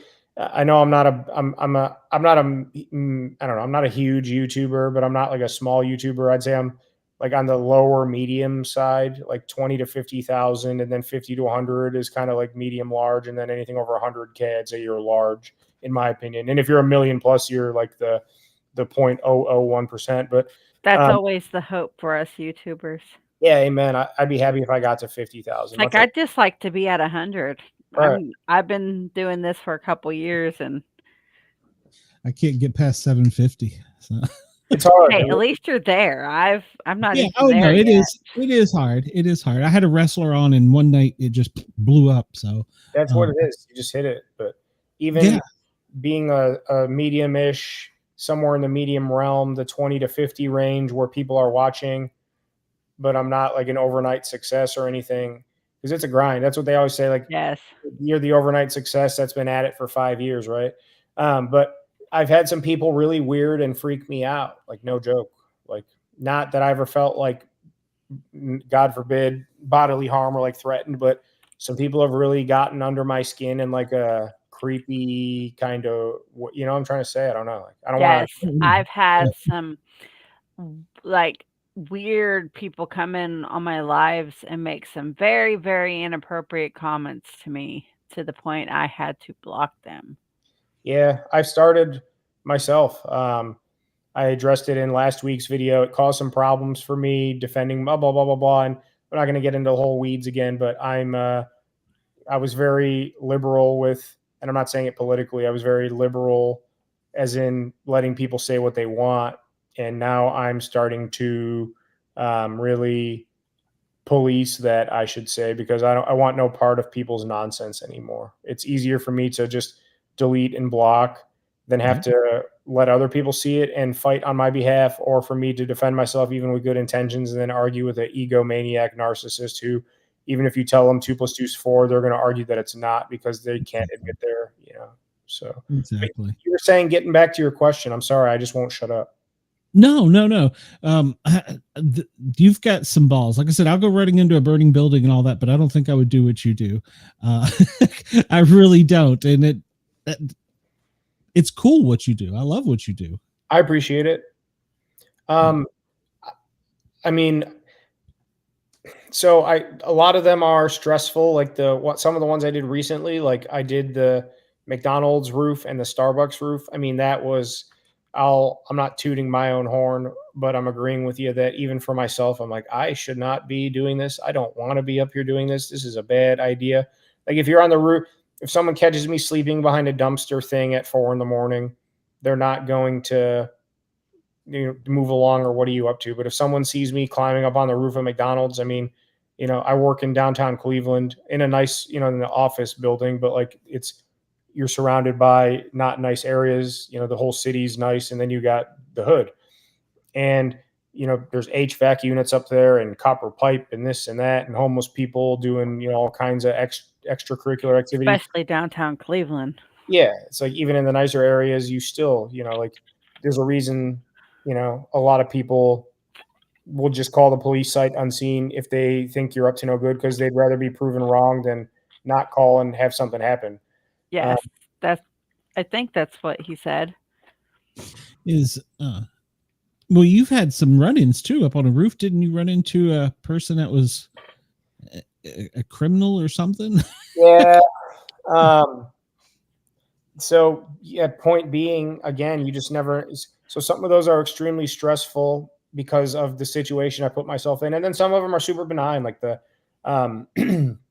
several of them, the Home Depot shed. Even I was really nervous, but like nobody's looking in a Home Depot shed, blah blah blah. Some of them are just like fun camping, make it through the night, and some of them are like so stressful, high risk that I don't sleep. I'm constantly paranoid.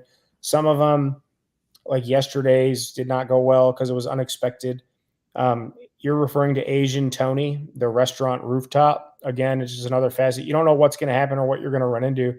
I go up on the restaurant rooftop, super nervous because I'm climbing a ladder of a restaurant that's closed and opens at 6 a.m. and I have to get up and get down. I don't want to be seen and all this crap. And I'm filming and making jokes, climbing up the ladder and come around the corner of the HVAC unit. Ironically, I mentioned. And who do you have? Asian Tony sitting there under a tarp. I was, when I got up there. That's scary. Yeah, there's power outlets on the HVAC units, I'm assuming for techs to plug in their tools and stuff when they're doing maintenance. And I see a USB charger with like a 30-foot, like the longest USB cord I've ever seen. There's sunflower seeds, there's trash, there's cigarette butts. And in my mind, because I put the camera up and then climbed up the rest of the ladder and to get the shot of me like coming up. And as I'm coming back up, I'm like, that's probably just where the workers go to, enjoy themselves or smoke cigarettes or take breaks. Come around the corner and it's this dude sitting under a tarp, and you go watch the video for the rest of that. But yeah, he said he was kind of waiting for some things to go in his favor, and he please don't say I'm not, as far as I'm concerned, I never saw you. I don't know who you are. Yeah, he wasn't threatening though. I don't think he meant me any harm by any means, but like people like you freaked out and overreacted. I'm like, yeah, I mean, I was a little startled that I climbed up on a roof when I was already nervous and there happened to be some dude up there doing literally what I was going to do for fun, but he was doing it out of necessity. That's true. Well, trust me, as a firefighter, I've run into people in some places that you just wouldn't expect people. And you go, oh, hey, how are you? Yeah. I mean, I'm sure it's quite common. I mean, there's a lot of buildings out there. Earth is a big place, big cities. I mean, there's plenty of space for plenty of people when they're where they're supposed to be. So if you look at the opposite, if you're looking for a place to hide, it's really not that hard to find somewhere. No. What was the one that you would say has been the most fun for you? Look, if nobody's watched your channel, you are kind of like 007 when you put on your safety vest. Yeah, so it's funny because there's a lot of times this comes up a lot. I always my name is obviously Sam, but I go by whatever Kevin. I don't know. It was just an inside joke that started, so now it's always Railroader Kevin, Construction Kevin. There's been whatever.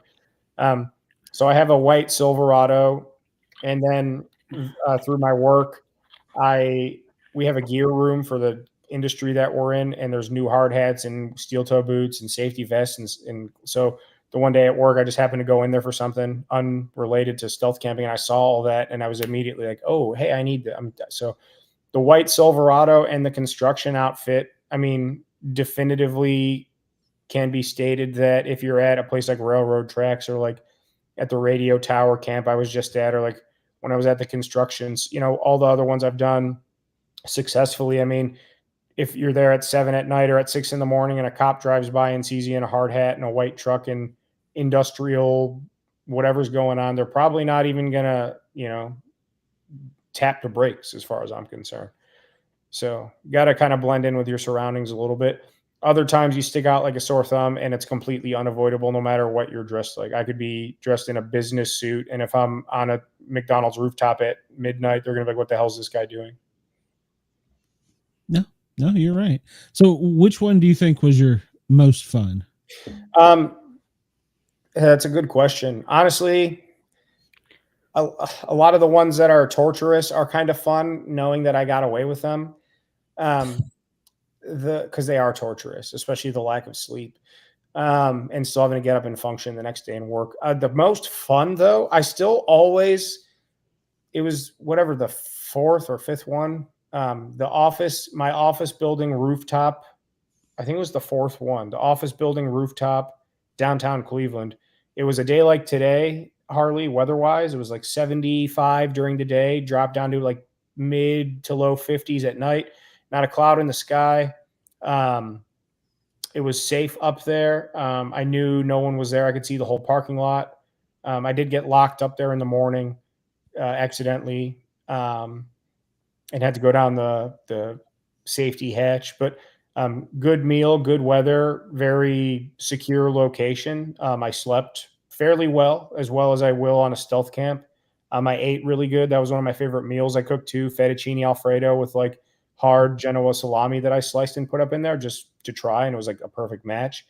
And I didn't really feel any anxiety at all once I was up there. And like I said, I'm very familiar with the building, and I've gone up there several times just to check it out before, in the years past. And it was just, I mean, if there was 10 things I could check mark about being comfortable in any camping situation, much less a stealth camp, it was like a 11 out of 10. So it was fun. I will not disagree with if you were comfortable with your environments, but some of the ones you have done and some of the others from other content creators. And by the way, any of the content creators that are in the chat or watch this, contact me. I'll have you on because I love to hear these type of stories. And drop your links in the chat. We'll definitely follow you guys. Yeah. Yeah. And I think for me, it's also part of the adrenaline because I like to, I'm an adrenaline junkie in my profession, and I like to hear the stories and watch that, Yeah, it's definitely adrenaline inducing for sure. Especially like the recent ones I've done, those two, Starbucks and McDonald's specifically. I hadn't done a high stakes one. I'd stealth camped, that was number 50 53 was the one I shot last night. So over 2 years, I've done 53. So it's almost every other week if you average it out. But I hadn't done, I'd have to go audit that, but I hadn't done a super high stakes one in quite some time. And to kind of jump right back into that balls deep like that, I guess you can't really prepare for it because either it's benign or it's risky. There's really no like middle ground. Either it's a risky spot or it's not. I don't know what a middle ground would be, like a not risky spot that ends up being risky unbeknownst to you somehow. But then it's adrenaline inducing. Again, my head's always on a swivel. Anytime a car drives by, I don't sleep. So it's almost like that's where the torture comes in. Cause that they call it the witching hour. If you ever watch like Survivor Man with Les Stroud, one of my favorite guys of all time. He always says it, the witching hour from 3 a.m. to 4 a.m. And that's his old adage. He says, if you can make it if you're alive at 3 a.m. and you're still alive at 4 a.m., then you're going to make it through the night. And that's the way I always look at it. Because for some god awful reason, I'm usually awake between 3 and 4 a.m. And then once 4 a.m. hits, I'm like, only another hour or two till sunlight. And that's a lot of times, if I'm not sleeping well at first light, I just bail because it's like, I made it through the night. Sun is up. Get me out of here. Well, as a paramedic firefighter, I can tell you almost every call that comes in between 3 a.m. and 4 a.m., my entire career has not been good. So there's a lot of truth that we call it the magic of 3 a.m. So, bars close at 2 and people are, it's not a good place to be. Nothing good happens after 10 a.m. I've been told by many people. And most of those people are all very wise when they say that. That's true. That's some crazy. Now the last ones you have them labeled for anybody that hasn't done them. The scariest camp you've ever had. Yeah. So that was part 3. So the first part was I don't even know how to describe it. It's very polarizing. I think it's also one of the most polarizing camping outdoor videos of all time, like without being cocky it's not, it's just a fact. It's got over 200,000 views. I think it'll eventually have millions of views one day. Cause it'll hit the algorithm real hard. It'll get like 20,000 views in a day, then still like steady, just keep climbing. And then it'll go, but as far as outdoor camping, kind of paranormal haunted, I think it was just people, but I think it hit like all those earmarks of and people think it's fake. People think it's real. I mean, the video is real. You can go watch it for yourself and decide what you want. That's what I always tell people. Like, you're just saying that to try to throw us off the scent of whatever. I'm like, no, I'm just telling you the video is real and you watched it and you can believe whatever you want. But I will definitively die on this hill and say that I think it's one of the most landmark and polarizing videos in the entire YouTube outdoor space. I mean, it's not the biggest, but it's in that top-ish kind of tier. And I think it's already legendary, and I think it'll forever be legendary. Whether I quit tomorrow or I'm still doing this in 20 years, that will always be a hallmark, not only for me, but just like you said, even the people that react to it. And it's been in 1,000 different spin-offs and rip-offs and on TikTok and this and that. And it's never does a full week go by where someone doesn't somehow incorporate that into something, or, comments every day. It's just, Chris, that's what I'm making for dinner tomorrow is sausage and peppers with onions in the crock pot. That's honestly a great way to do it. Do you cook the sausage first or put the sausage in the crock pot? I cook them in the crock pot with peppers and onions and a little bit of soy sauce with like the Italian sausages. Beautiful. And let it cook all day long. Beautiful. So you can do that. If you also brown the sausages in a pan first, then they're brown, so you get that brown flavor in it. And you also didn't let the juices escape from the sausage because they didn't burst in the pan. So that's just one of my tricks to the trade too, as well. You get the brown flavor, but you also want the juice in there, and it's still in there. You can add some hot jellies and jams to it from our first guest. This stuff's amazing. So. Okay, I caught like the last 5 minutes. Yeah, I had to take an allergy pill just because I wanted to keep eating the jelly when I realized there was lemon in amazing. it. Some accoutrement. There you go. I'm going to buy more just to put. I'm buying the strawberry habanero one he makes just to put on a ham for Thanksgiving. I'm a big spicy peppers guy. My friend, also my neighbor, has been bringing me peppers from his friend's garden. He brought me like 11 pepper. I had them with my spaghetti tonight. I put them on my sandwiches. I'm a big hot and spicy guy. You should check these jellies out then. They're really good. If you want, email me a link or on Instagram. That's what I always tell people. If people always like, check this out, check that out, I'm like, if you email me or Instagram me, I will always put my eyes on it. Okay. Yeah, I'll shoot it to you. So somebody in the chat a little while ago asked if you'd actually seen Bigfoot. You haven't actually admitted it on YouTube, have you? No. So I did that video not long ago where it's all the propaganda tactics of the YouTubers, and Les Stroud did a whole series of Survivor Man Bigfoot's 8 episodes. If you haven't watched them, even if you don't believe, go watch them, because I mean, he plays devil's advocate enough to make you really question. This channel, we believe in Bigfoot. Yeah, I mean, I believe aliens and all this other stuff. Something else is out there. We don't know everything. So I did that video to try to summon it because it's supposedly the hottest Bigfoot spot in Pennsylvania. I've had a couple experiences, and I kind of go over them in that video. I've mentioned them in a couple other videos too. Both were one was in Pennsylvania, and the other one was in, I don't know if it might have been in Pennsylvania too. I guess there was 3, because there was another one up in Canada too when I was a camper. But just like stuff you can't explain. And without the whole, I'm not going to sit here and talk like I've laid eyes on and have interacted with them like so many people want to say. And I don't have a video that looks like it was shot on a Game Boy Advance in 2006. Like people always say they have seen all this stuff, and people always have a video that's the worst quality video you've ever seen in your entire life. It's like it's any sighting of aliens or Bigfoot are exclusive to crappy video and stories that no one can verify.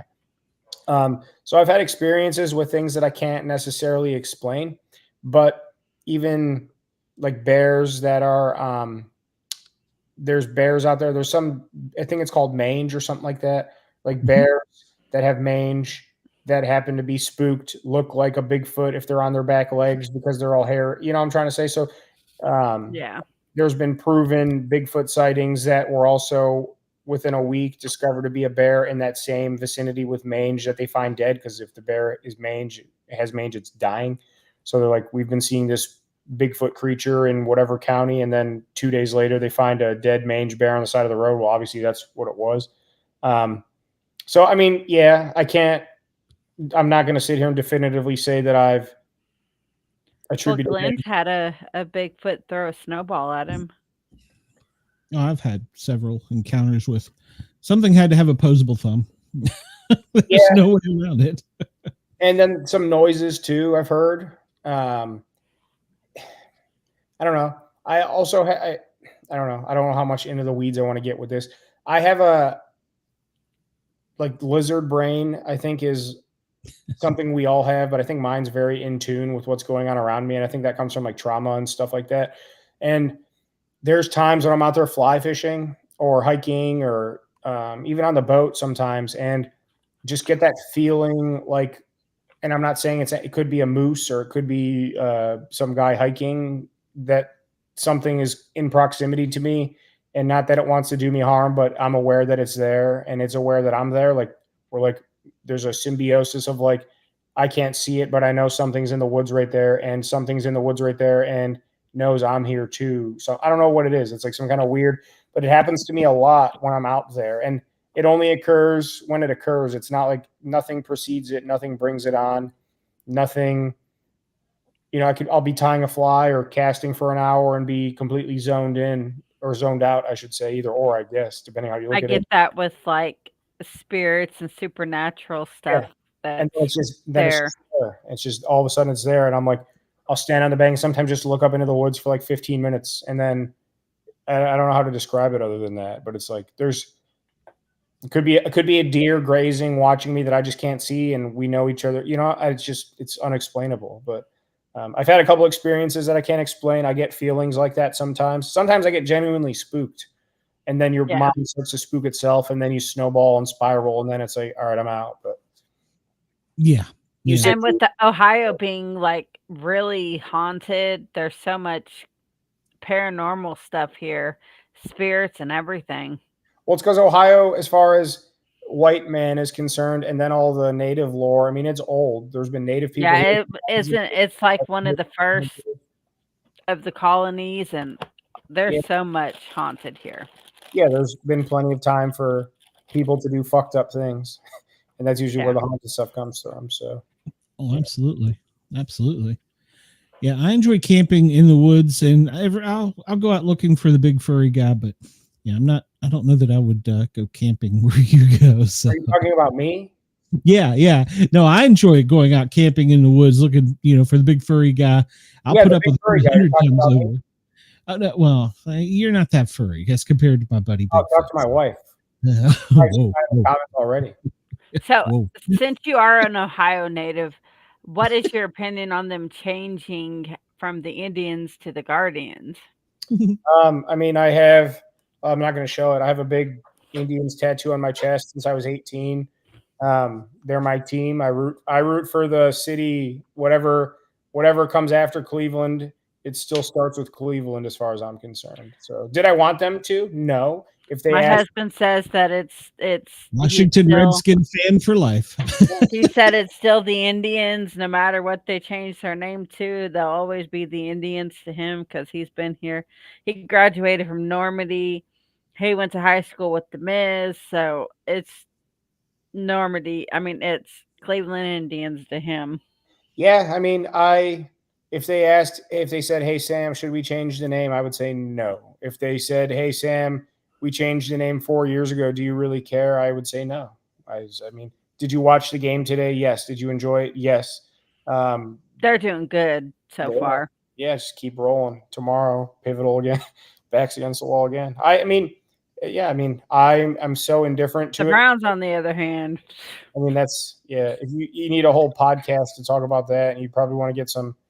Well, the guest we had the other day, I told them a fact that he didn't know about the Browns, even though I've only lived here since 2018.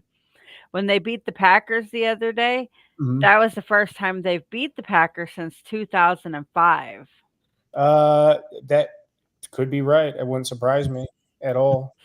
They've only had, I think, 3 winning seasons since they came back in '99, 3 or 4. Yeah, they ain't done very good. Yeah.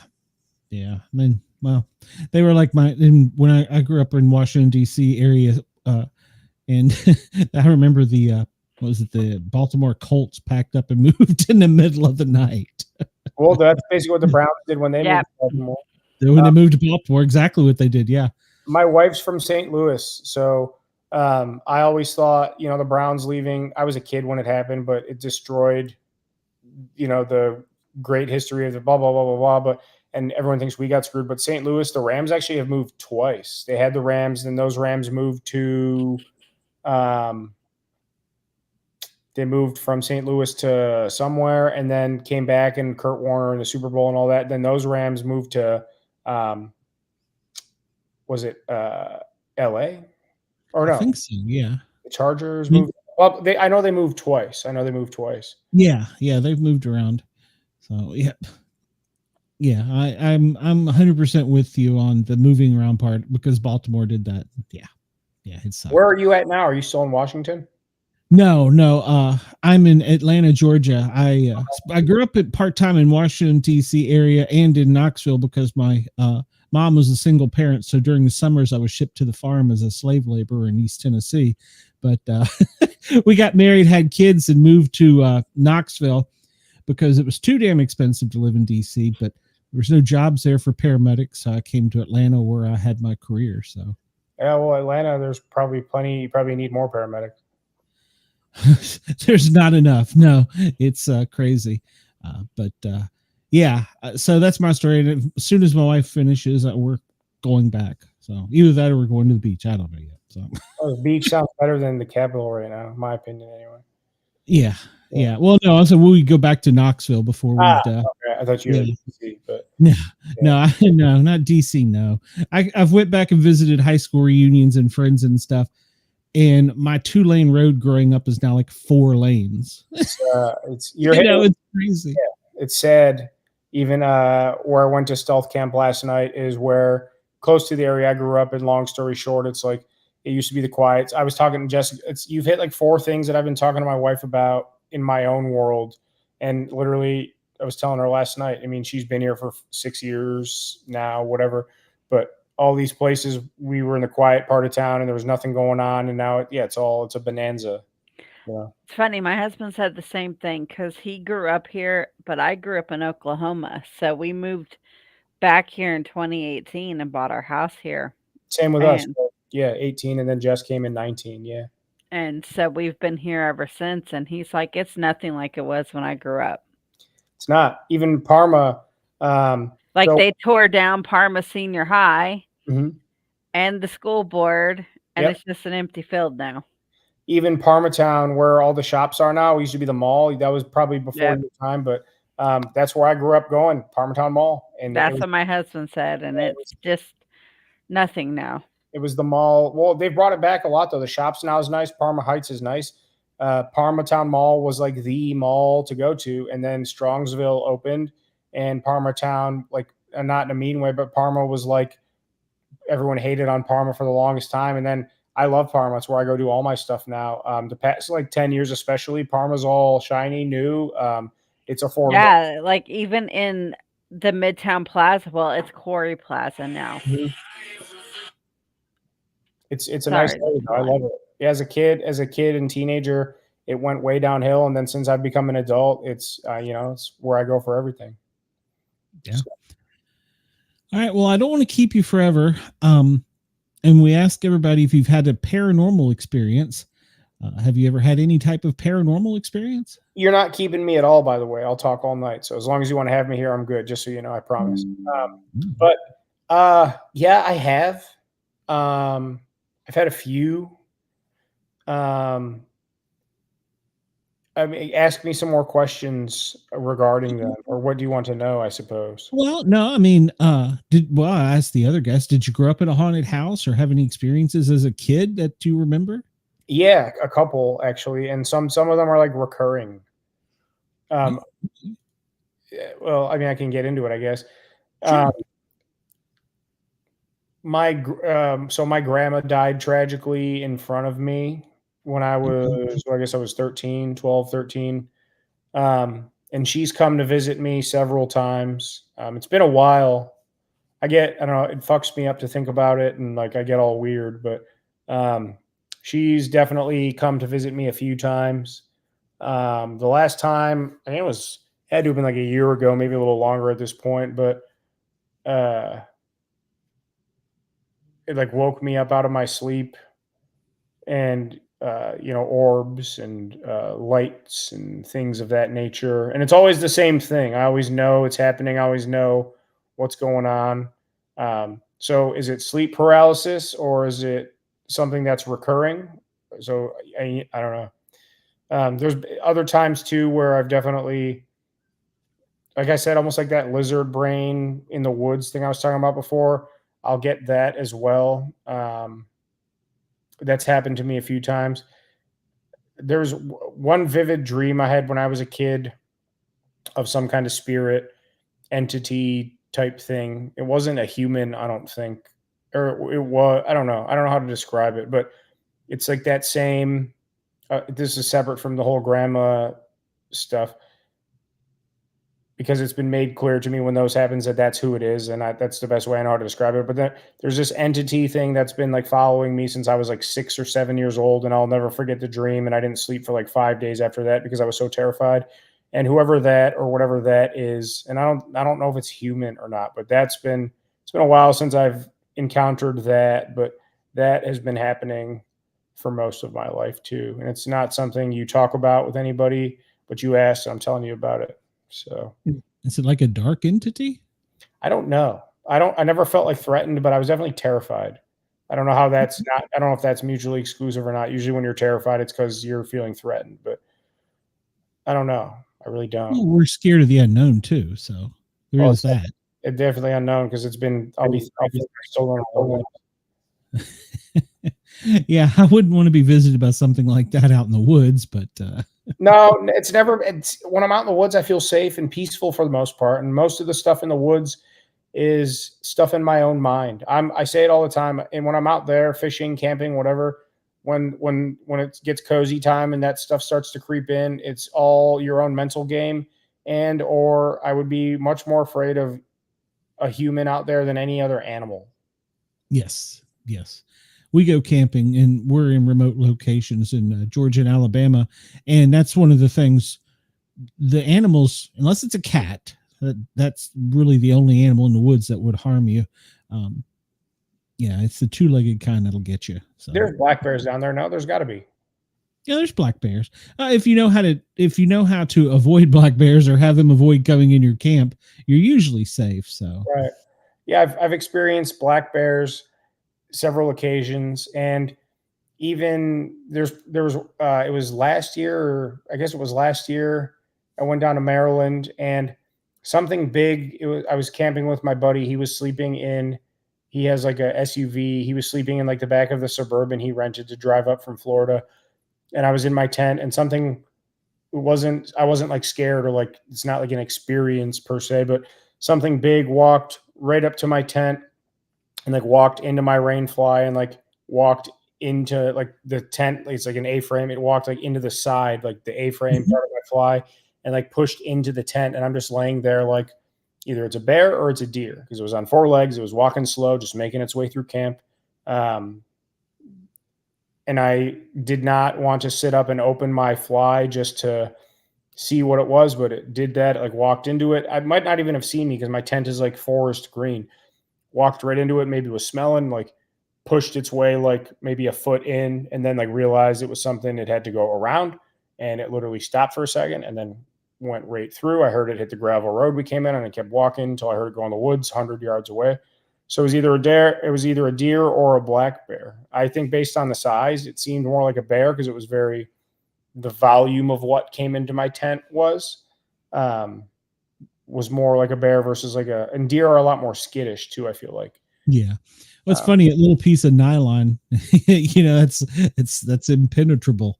A friend of mine, you were talking about that, reminded me of a story. He's a law enforcement agency for a 3-letter agency, and very big cojones. He was camping with his girlfriend, and they were asleep, and something pushed in, like you were describing, and just waking up out of instinct. First thing he did was punched it. And he said, if you've ever punched a deer and heard it scream, you'll never forget it. I believe it. I've heard deer. Yeah, I've heard deer make noises, whether they're like stomping their foot and they're like huffing and chuffing at you. I've heard them like meh, or whatever noise they make when they're in distress. I've seen, YouTube videos of other things of deer that I wished I hadn't seen. So I definitely, they're pretty easy to call out. He said he didn't know who was more scared, the deer or him after that. But it just, like you're saying, it just woke him up, and it was his reaction was to punch it. So. A lot of people will tell you, if you're afraid to sleep in the woods, there's two things that I've heard, and I take them to heart. Anything that is predatory, you're not going to know it's there because it's a predator. And anything that is living and breathing and eating and dying and all that out there, it's not going to make a mistake in trying to get its dinner that's going to cause it to lose its dinner most of the time anyway. Yeah. So if something's really out there that, even if it doesn't mean you harm, could potentially harm you and is trying to check you out, A, you won't know it's there, and B, it'll check you out and realize either you're not worth its time or it has no shot or they don't know, and it's just going to check you out and leave. I probably had bears and bobcats or lynx, I guess, around here in my camps, not thousands of times, but plenty of times that I won't even know. And then on the other hand is anything that makes noise or branches breaking or that is, frolicking through the forest at night is just looking to scavenge for berries. And it's not going to give itself away. Yeah. One of the loudest creatures in the woods, as far as cutting through the woods, that I've ever heard is an armadillo. Yeah, I guess he kind of has no choice but to be unstealthy. He's breaking everything, stepping on every leaf, and he sounds like he weighs 100 pounds or more. So. Humans are pretty bad at being stealthy in the woods too. Even if you're trying hard, there's really no good way to go about it. No, there's not. A lot of people will say that they sleep with headphones in or earplugs. Like they'll just put on sometimes they'll sleep with like soothing water sounds or a thunderstorm sound just to like, if I'm like really cerebral that night. But I would never put in headphones or earplugs because then if you do need to hear something, you don't really know what's going on. You might sleep better, but the one time out of 1,000 you need to hear something, Usually when we're camping, by second, third night at most, I'm out. I'm more comfortable and aware. It's that first, and you probably can relate to this, the city sounds and the city noise. And when you get away from that noise pollution, it's different. Oh, it is. Whether or not it means you harm or not, it's just different. And until you adjust it, when I go back to mom's at the farmhouse, I'll go outside at night and it's like dead quiet. Mm-hmm. And here I go outside and there's planes and cars and sirens and gunshots. I live close to Atlanta, so yeah, I mean it's a big difference. And when you get used to it, then you're more comfortable. Yeah, that first night or two, I don't sleep well at camping. So that's always the worst part about travel or camping in general. I've done plenty of 2-night, 3-night camping trips. And then on my canoe trips, it's like, you're just tired. You just go to sleep. You don't think about it. Like, hey, I'm going to bed. You go to bed. But traveling, me personally, whether it's a 2 or 3-night camping trip, or I'm going to Chicago for 4 days for whatever, or to Florida in a hotel, you never sleep. By the time you start to sleep good, it's usually like your last night out there. So it's like, your first night sucks. Your second day, you're usually tired, but or you're drinking or you're whatever. I don't anymore, but you're out, you're doing whatever. And then it's like, by the time you're settled in your hotel room or you're settled in your campsite and everything's comfortable and I'm ready for bed. And then usually the next day you're waking up to go home is what I experience. No, you're 100% spot on that. Usually if you do have any weird experiences as far as maybe Bigfoot or if you camp in areas where you think they are, it's usually about the third night that you start paying attention more to it. I've noticed the first night or two, I've never had any experiences like that. It's hard to, I don't know if I can quantify that. I'd have to really think hard. I don't know. I hate to admit that I guess I don't hate to admit it's just reality. I spook kind of easily, but then I also get over it kind of easily. But I've had a lot of long nights. Stealth camping's I'm not even talking about stealth camping because if I want to just get in my car and go home, I can. And I guess I have. But for whatever reason, I'm saying. But out in the woods and stuff, I've had some long nights or some waking up to pee and am just staring at the woods, peeing at 2 a.m. and then realizing something moved or seeing eyes or this or that. Is it a raccoon or I hear something behind me that is just doing its thing? You know what I'm trying to say? And then you're up from 2 to 4. You know, it's I've had some long nights, but you know, the old adage says, I'm sitting here right now talking to you. So whatever any of that nonsense was, whether it was nonsense or not, you know, obviously if it wanted to do anything to me, it did. And I don't know it, or it didn't do nothing. So. No, you're right. I want to go back. Somebody made a comment about sleeping with their door closed. As a firefighter, I want to say in their bedroom door, I don't see it now. That's always a good thing to do. Sleep at night with your bedroom door closed, because even that little bit of plywood in a structure fire can buy you extra minutes to survive. So everyone should sleep with their bedroom door closed. Right. That's what I always heard too. Yeah. I saw this video of this woman's house who caught fire, and the whole house caught fire, and it didn't touch the bedroom because the bedroom door was closed. After that, I make my kids sleep with their door closed. I sleep with my door closed. Yep. And if I have to search for you and I come up on a bedroom door at night and I'm in firefighting gear and we're in a hurry and that door is locked, I'm giving priority to that bedroom. That's a true statement, because we know somebody's on the other side of that door. You know, we can open it and look in maybe and pass by, but if it's locked, there's definitely somebody in that room. So I guess, yeah, logically, I would never have thought of that because it's not like something I'd be cognizant of, but that makes a lot of sense when you break it down. Yeah. It's just, well, 3 a.m., you come from a dead sleep, the bell goes off, you got 2 minutes to get dressed, out the door and on the truck and out the door, if that. 8 minutes and you're there. So you're now talking, you've been awake for 10 minutes. And you look up and this thing's burning and you get the 911 call. There's still somebody in the house. Yeah, you got to kind of go. And when we go in a hurry, and we'll pay attention if that door is locked, because we try and split up if there's more of us, obviously. And if that door is locked, we'll be like, hey, come help me. I need help right here. And we'll give priority to it. So yeah, absolutely. So yeah, I mean, it makes sense. I digressed. I'll sleep on top of a McDonald's, but I'm good on going into a burning building. It's a lot of fun. I'm sure. Yeah. Talk about adrenaline and whatnot, you know, and at least you, you know, I guess if you put cops and firefighters in the same boat, I'd probably be a firefighter over a cop. Absolutely. I'm too chicken. So I'd be shot probably. I'm too chicken. You know, yeah, it's definitely not. I was going to comment earlier. You said you worry about your officers wouldn't even tap their brakes. Police officers, love them to death. Many friends that are police officers, they're typically lazy. If they don't have to get out of that cruiser, they're safe in that cruiser. So they don't want to get out. Safe, paperwork, all that stuff. But I would assume the overall majority would probably be, I wouldn't say lazy per se. I agree with the sentiment for sure. I would say most are just doing what they have to do, but then there's also the ones that are just looking to make trouble or looking to solve the big case. Like I'm sure, especially locally, because the rate of crime in these suburbs it's vastly different than what you would find in like a downtown suburb versus like a suburb.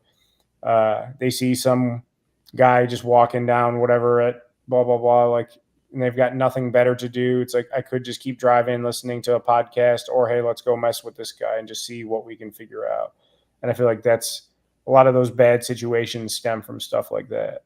And it's usually the younger ones. I mean, I'll be honest. I got many of them that are friends that haven't, got much time on the force, and they're cocky and arrogant. And I'll be honest, coming out of firefighting school, we were invincible too. There's times I look back and go, how the hell did I survive that? That I wouldn't go in that burning building now at this point. And, my career is over, but at the end, so you get that 10-foot tall, 10-foot wide feeling you're invincible. And so, yeah. And I don't want anybody to think I don't like police officers. We always joke with them.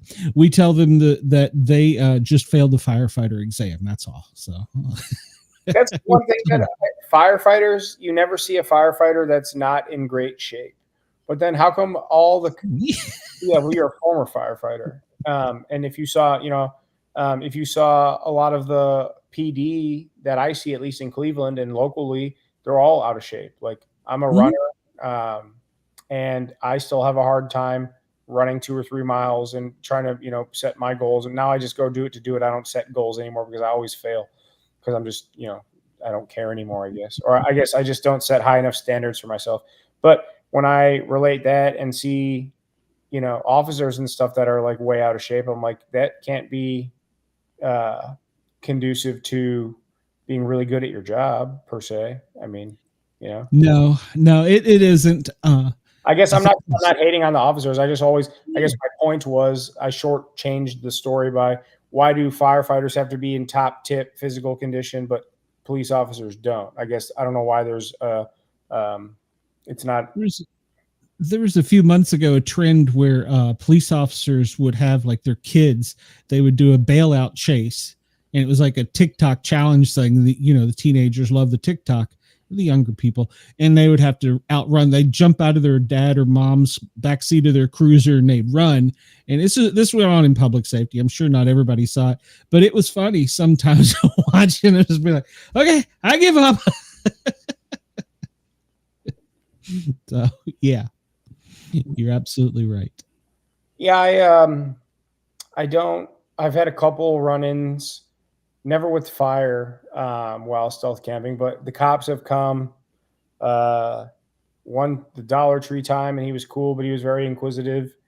I parked on that guy's property at the train tracks, and he was inquisitive and cool, but they asked me to leave. It was my fault, and I didn't get in trouble. There was when I went to that school they tore down, and the Karen neighbor called because blah, blah, blah.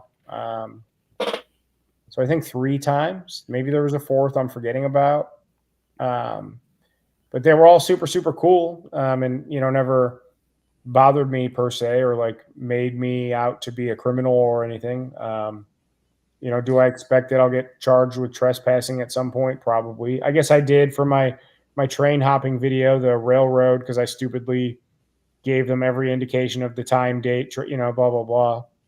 Not that I was trying to hide what I was doing because I was clearly hopping a train, but I got charged with trespassing on railroad property. So they've, I don't really want to, it's like I said in the beginning of the interview or podcast, whatever you want to call this, I guess an interview podcast, we're just having a conversation.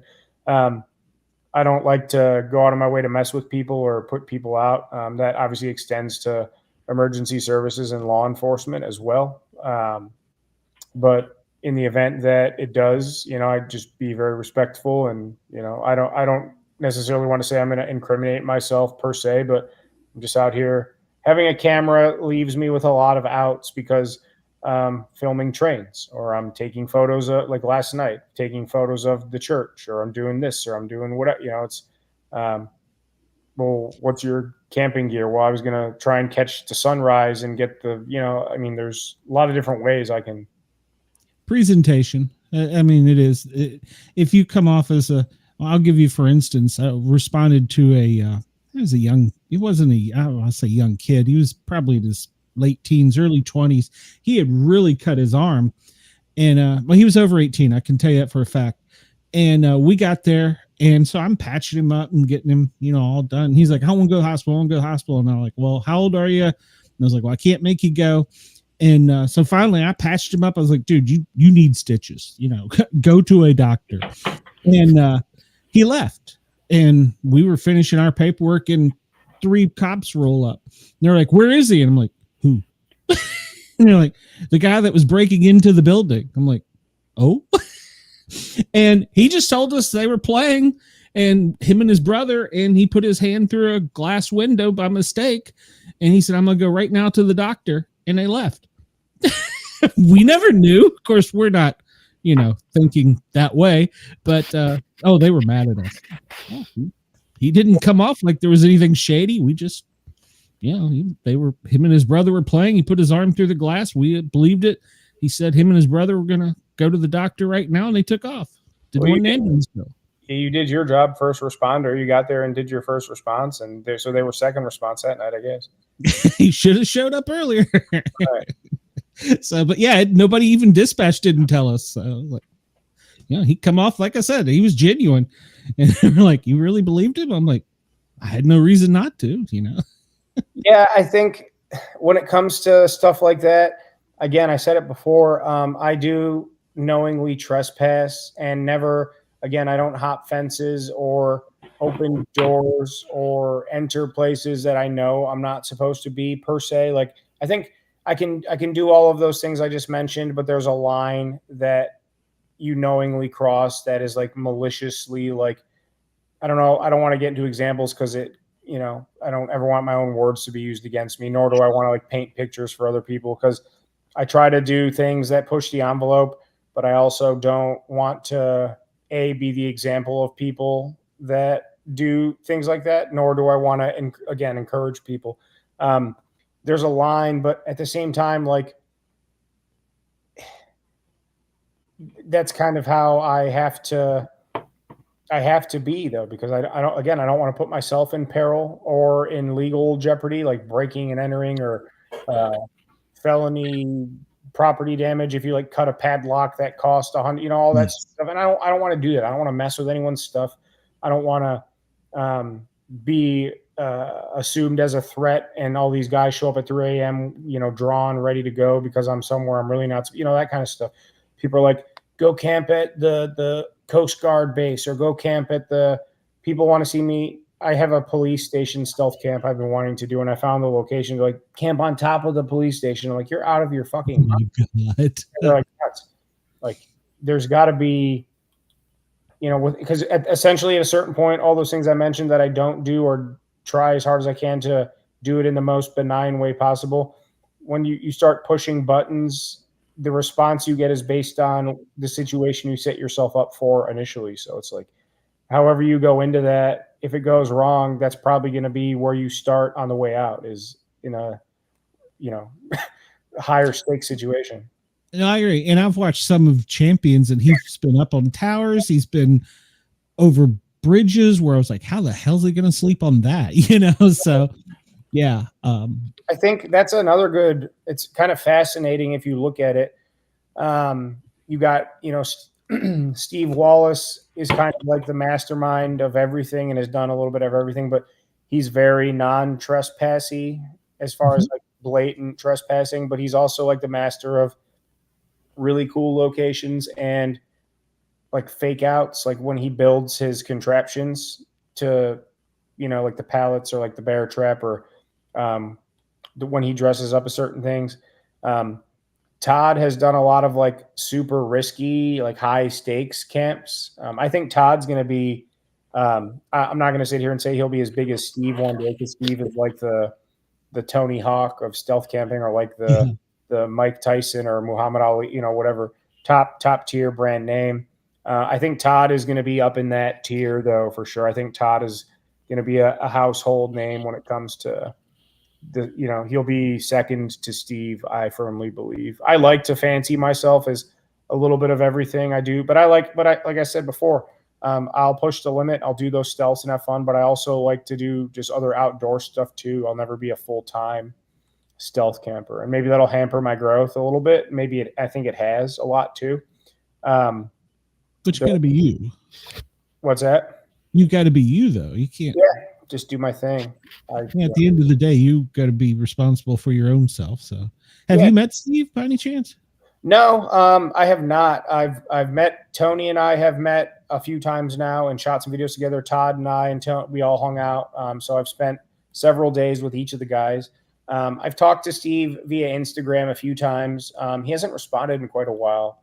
I don't think for any other reason than he just is very much living his life now, not posting as much. I can't speak for him, but I'm happy for him, because I assume he's kind of found peace in a new whatever he's doing. He's just not, he's not being a full-time YouTuber right now, which is good for him. It was cool picking his brain a little bit, and he's very kind and was very supportive in the brief conversations that we did have, including when he gave me permission to do that cardboard cutout video. That was Steve sanctioned months before. I asked him what he thought of the idea. He said he thinks it would be funny. I'm like, do you care if I do it?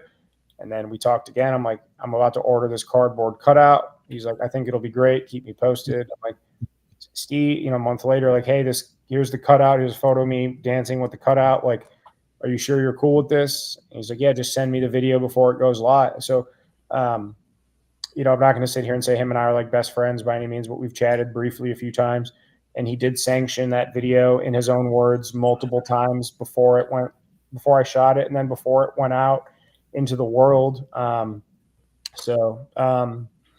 Yeah, I mean, I'd love to camp and collaborate with. There's a lot of other creators out there too that I really, really enjoy. Small Plots, Kevin, he's up in Rochester. Really would like to get with him at some point.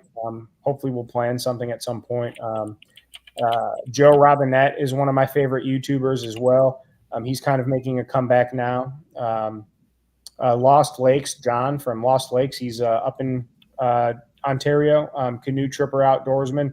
I think he's more all about the solitude, though. I don't think even if I got back in my canoe tripping days that I would be welcome on a trip with him because he's just so good at what he does on a solo tip. He just goes and does his thing. So stuff like that. I mean, again, I'm naming people that aren't just necessarily stealthing specific. And if you look at Steve too, Steve is a stealth camper, but Steve's also kind of just like he just goes camping. He's got all those different vehicles, the RVs, the bus, the acreage and whatnot. So he's kind of like, I consider myself a jack of all trades when it comes to the outdoors, camping, fishing, all that. So is Steve in his own right too. And I think that you have to build the audience for that to serve you well, because if you're only known for one thing, if you're only known for stealth camping and then you stop doing that or venture away, you're polarizing and going to have some conflicts with your audience, versus I kind of am comfortable with it. If a stealth camp gets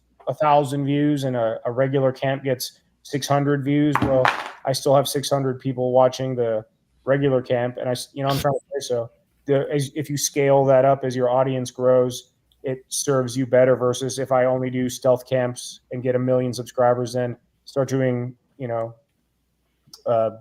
sand castles or something. I'm trying to say, it's like, you scale it, and for me personally, it suits me better because I can just kind of, I guess, do whatever I want.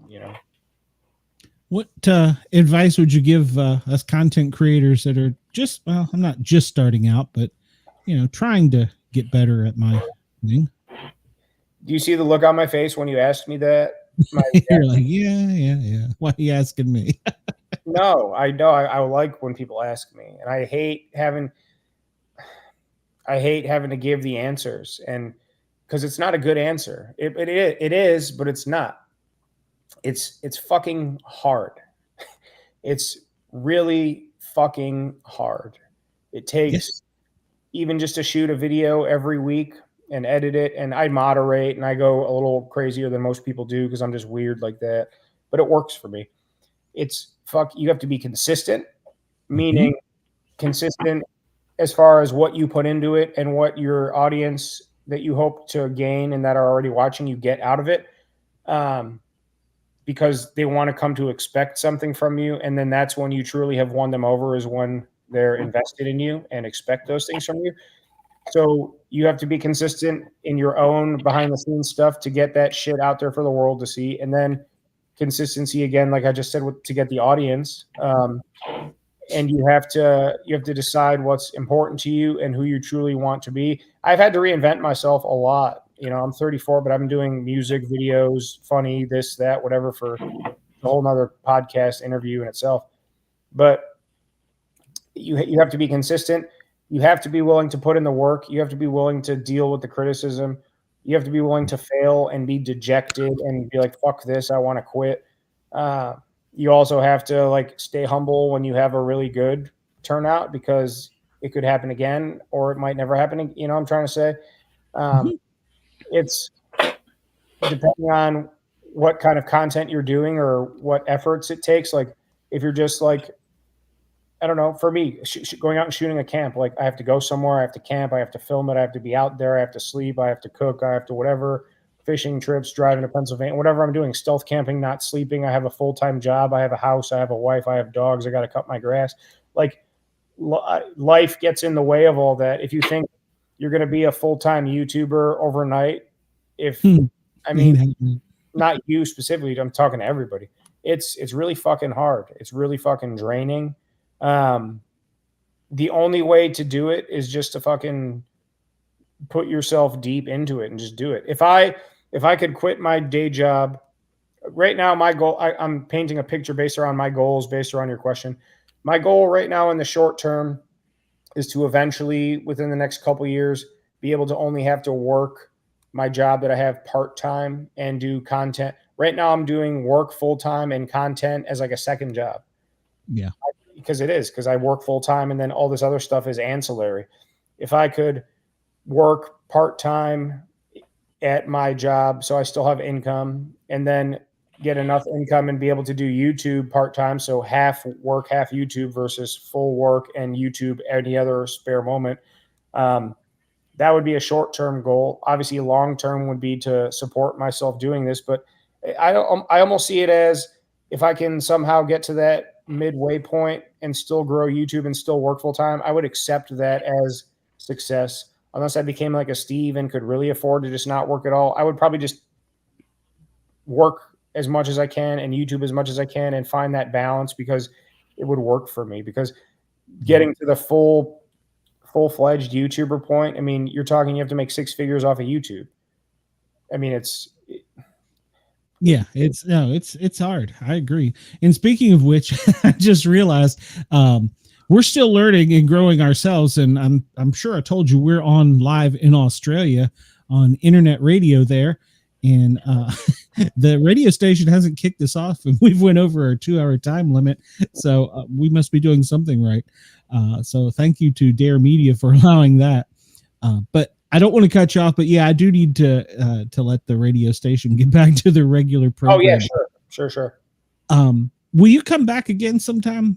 This has been great. You wondered, you said, what are we going to talk about? I'm like, I don't know. And you were like, you're nuts. I'm like, well, there is that. So yeah, anytime. I always just ask that in case anyone has certain topics in mind. But like I said, and when I responded to you, like, I'll just follow your lead. And if you couldn't tell, I can just talk and talk and talk and talk. Well, and I think I like that better, because I don't want to sit down and it's like a police interrogation, where I'm taking, because if I go ooh shiny, and same with you. But anytime you want me, just give me. So I know we had to reschedule a couple times, and some that's kind of part of my thing, or just part of my scheduling and whatnot. Because again, even picking nights to camp is like weather and this and that. But whenever you want, just give me some time slots, and I'm happy to come back. I feel like we didn't get to finish our conversation. No, and that's great. I think I could have you on for 2 hours. It's funny. I do that with a lot of people. I'm like, all right, when you come back, you're going to be here for 2 hours. So, well, I heard you say towards the end of your last interview that you usually have 2 guests. So if you want to have 2 guests, the first hour could be me, and then I could dress up like Construction Kevin for the second hour. Sold. Sold. You got it. You got it. So tell everybody where they can find you, and remind them to hit the sausage and peppers down here. So Sam, the Northwest Wind on YouTube and Instagram. I have a TikTok, but I never use it. But if you follow me there, you'll know it's me. So YouTube, Instagram, TikTok, the Northwest Wind.